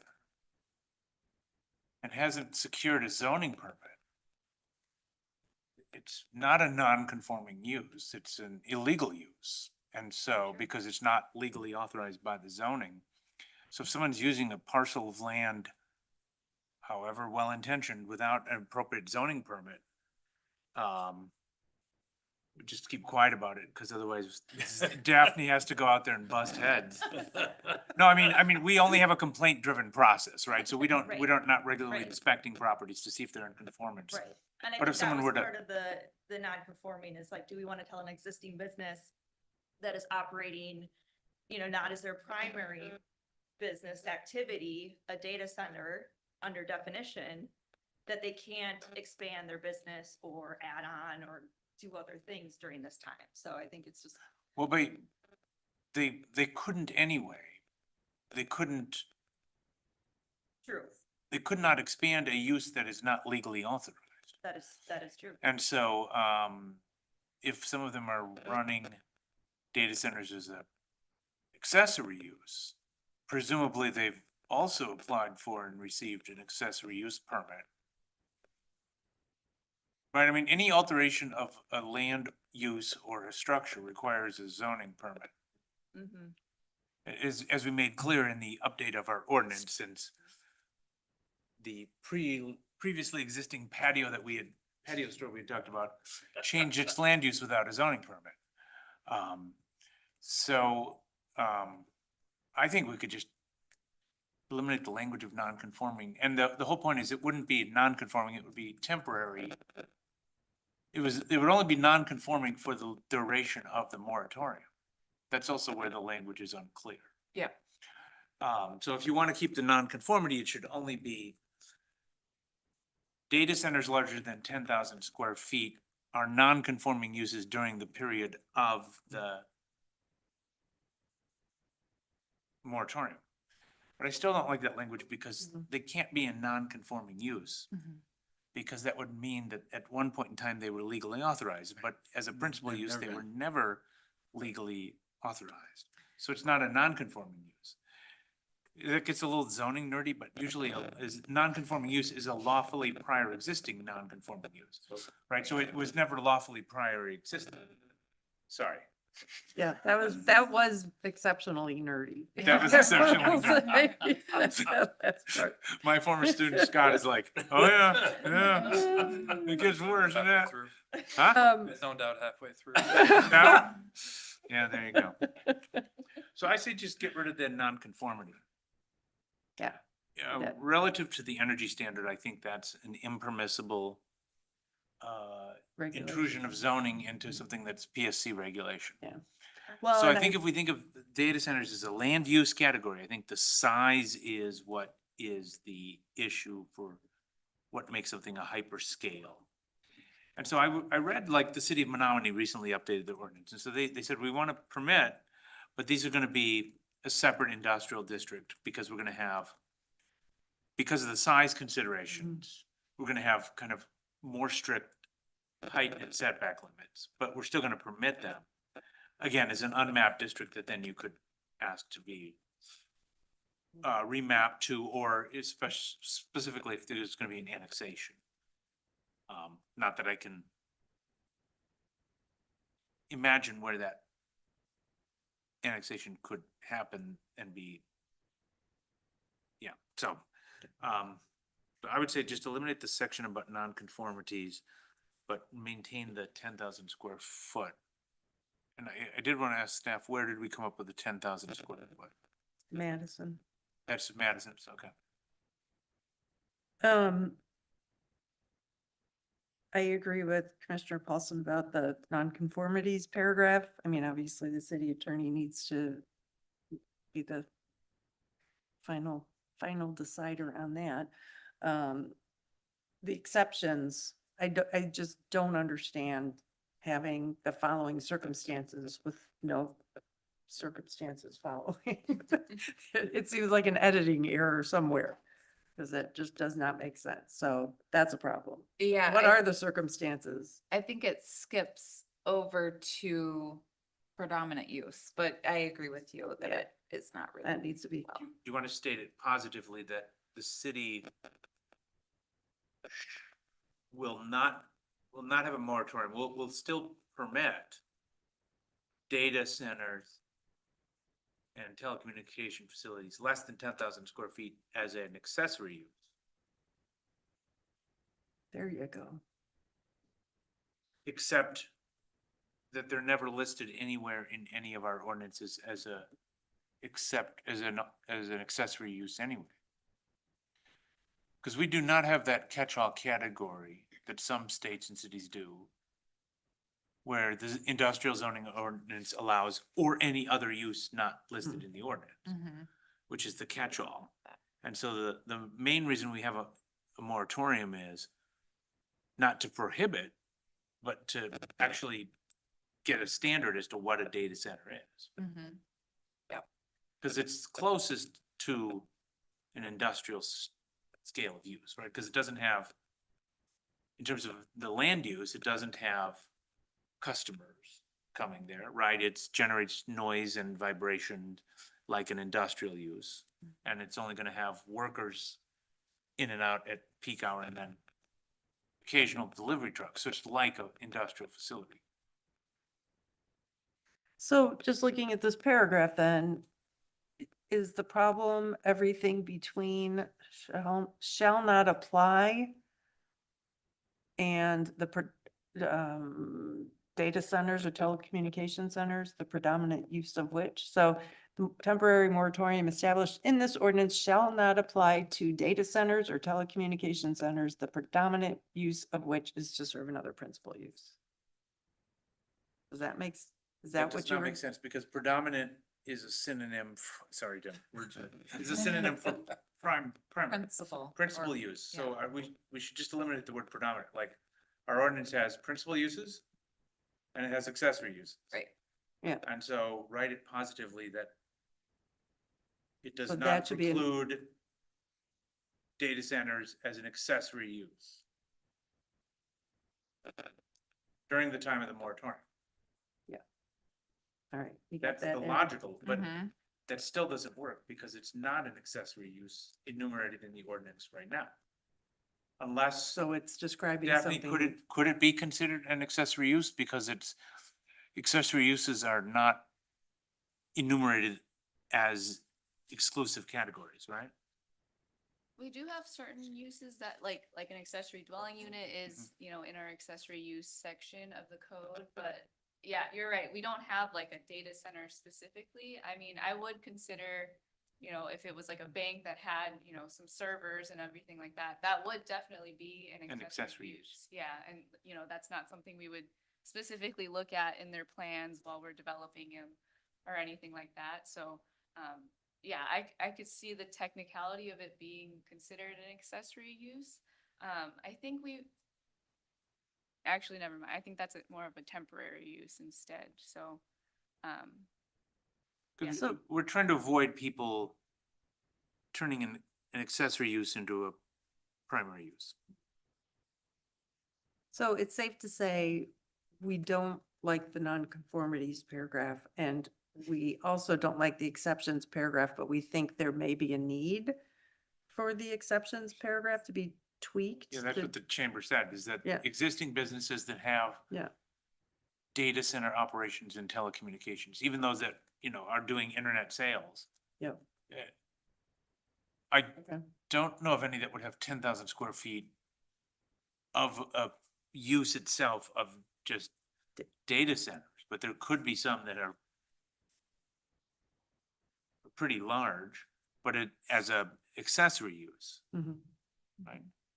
I mean, the one proposed in DeForest was like over 50 acres. Yeah. So that's an order of magnitude Mhm. difference. Oh, can you use the Oh, yeah, microphone can you use the microphone, Kristen? Sorry. for the online folk? Thank you.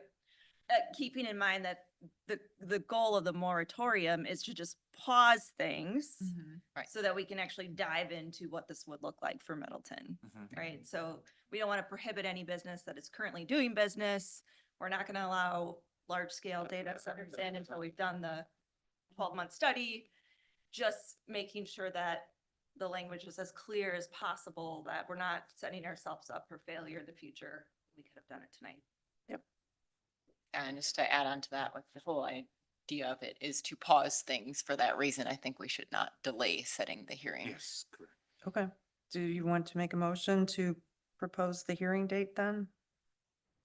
Or is that something staff can, that you've got in here to recommend setting a public I hearing think for that would be Tuesday, an April additional 28th? Yeah, so yeah, I had proposed the hearing date. We need to publish a class 2 notice.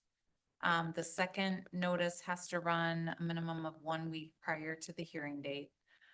I would like to have the ordinance that is being proposed uploaded to the website when the hearing notice runs so that people can see the language. One thing that I was thinking about on my walk in here is whether, so the chamber's comments will be part of the public record, even though the public hearing has not yet been set. So we usually cannot make changes to an ordinance after it's published unless it is in response to public input that we received.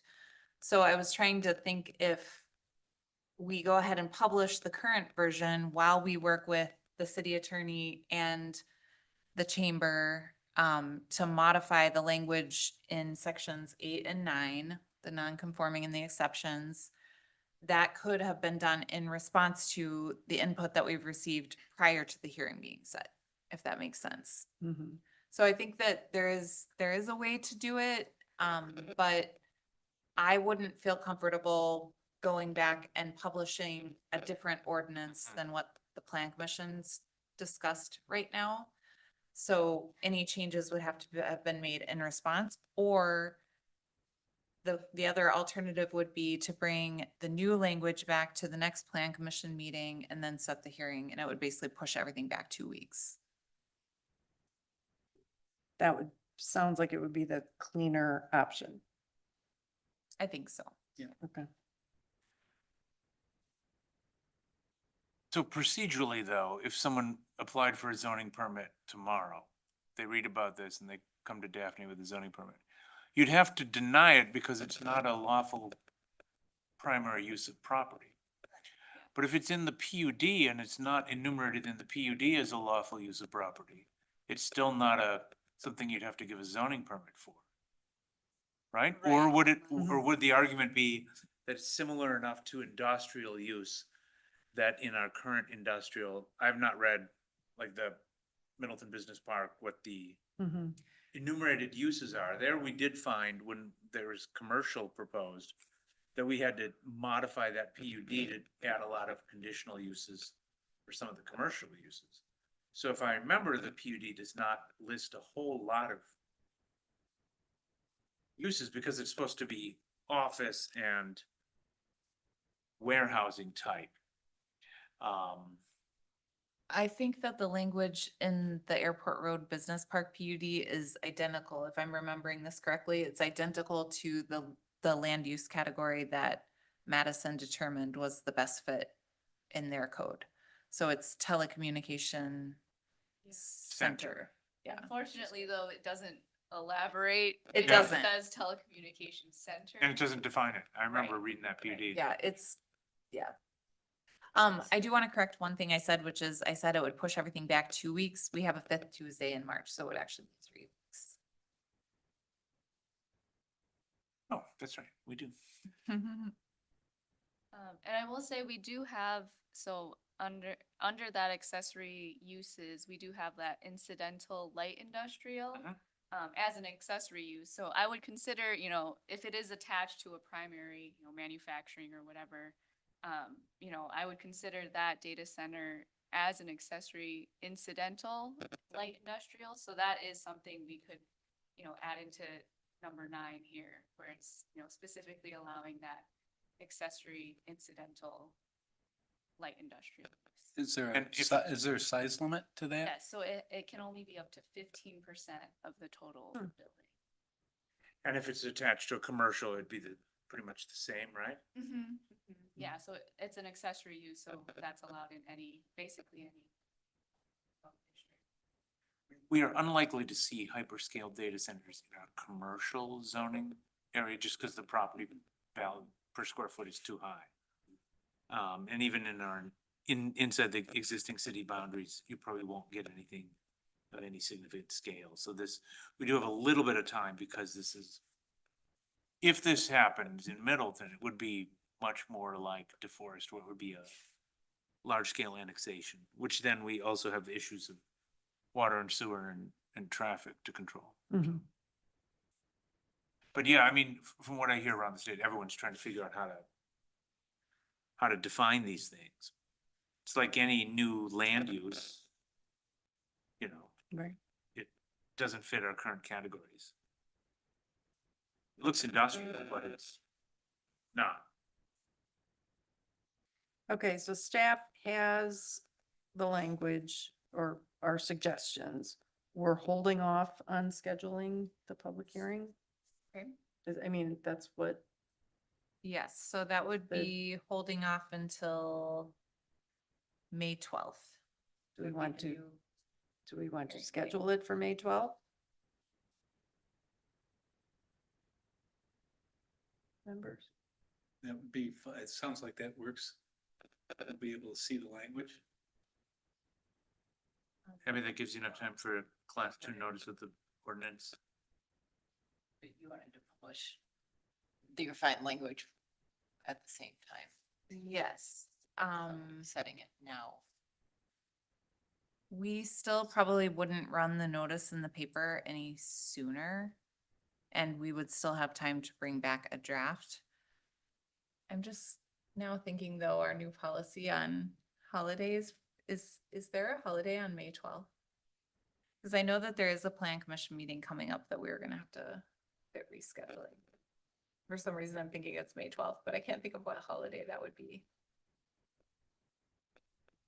If I had my calendar in front of me, I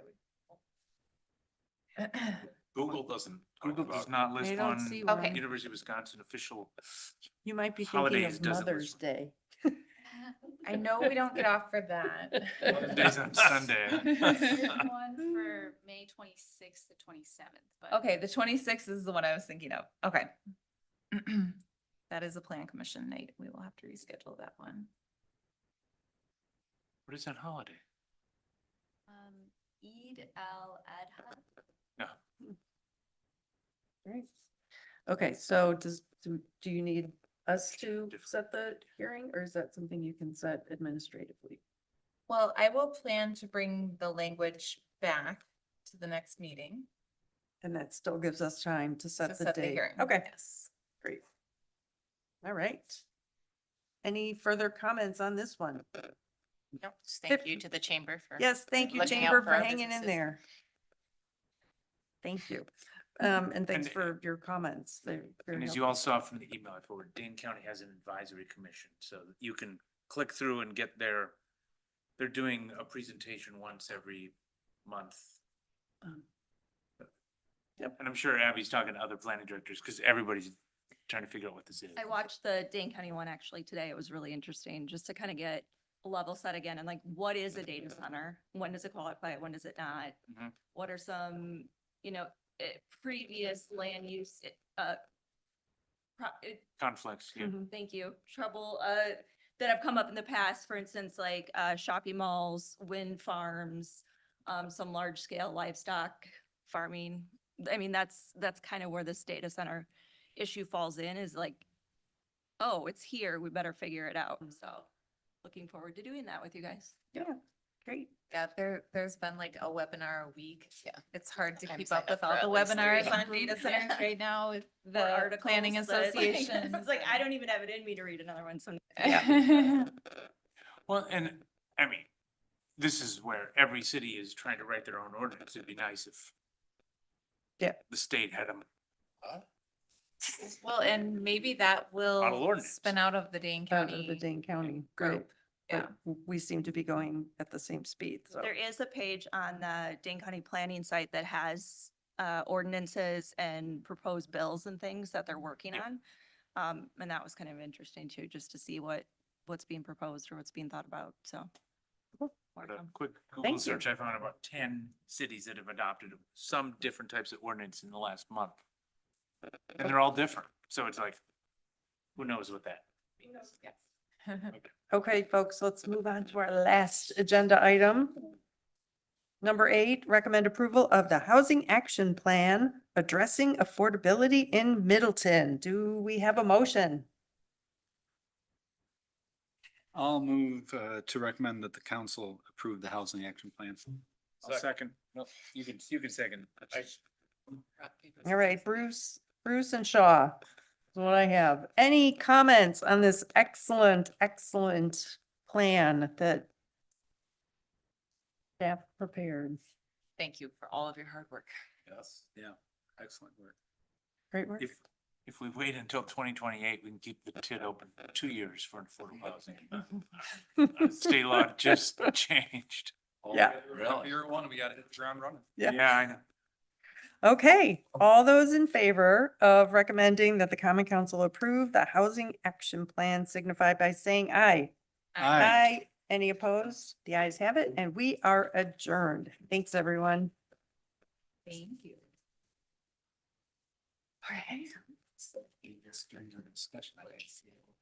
Oh, I won. West, it's too far away.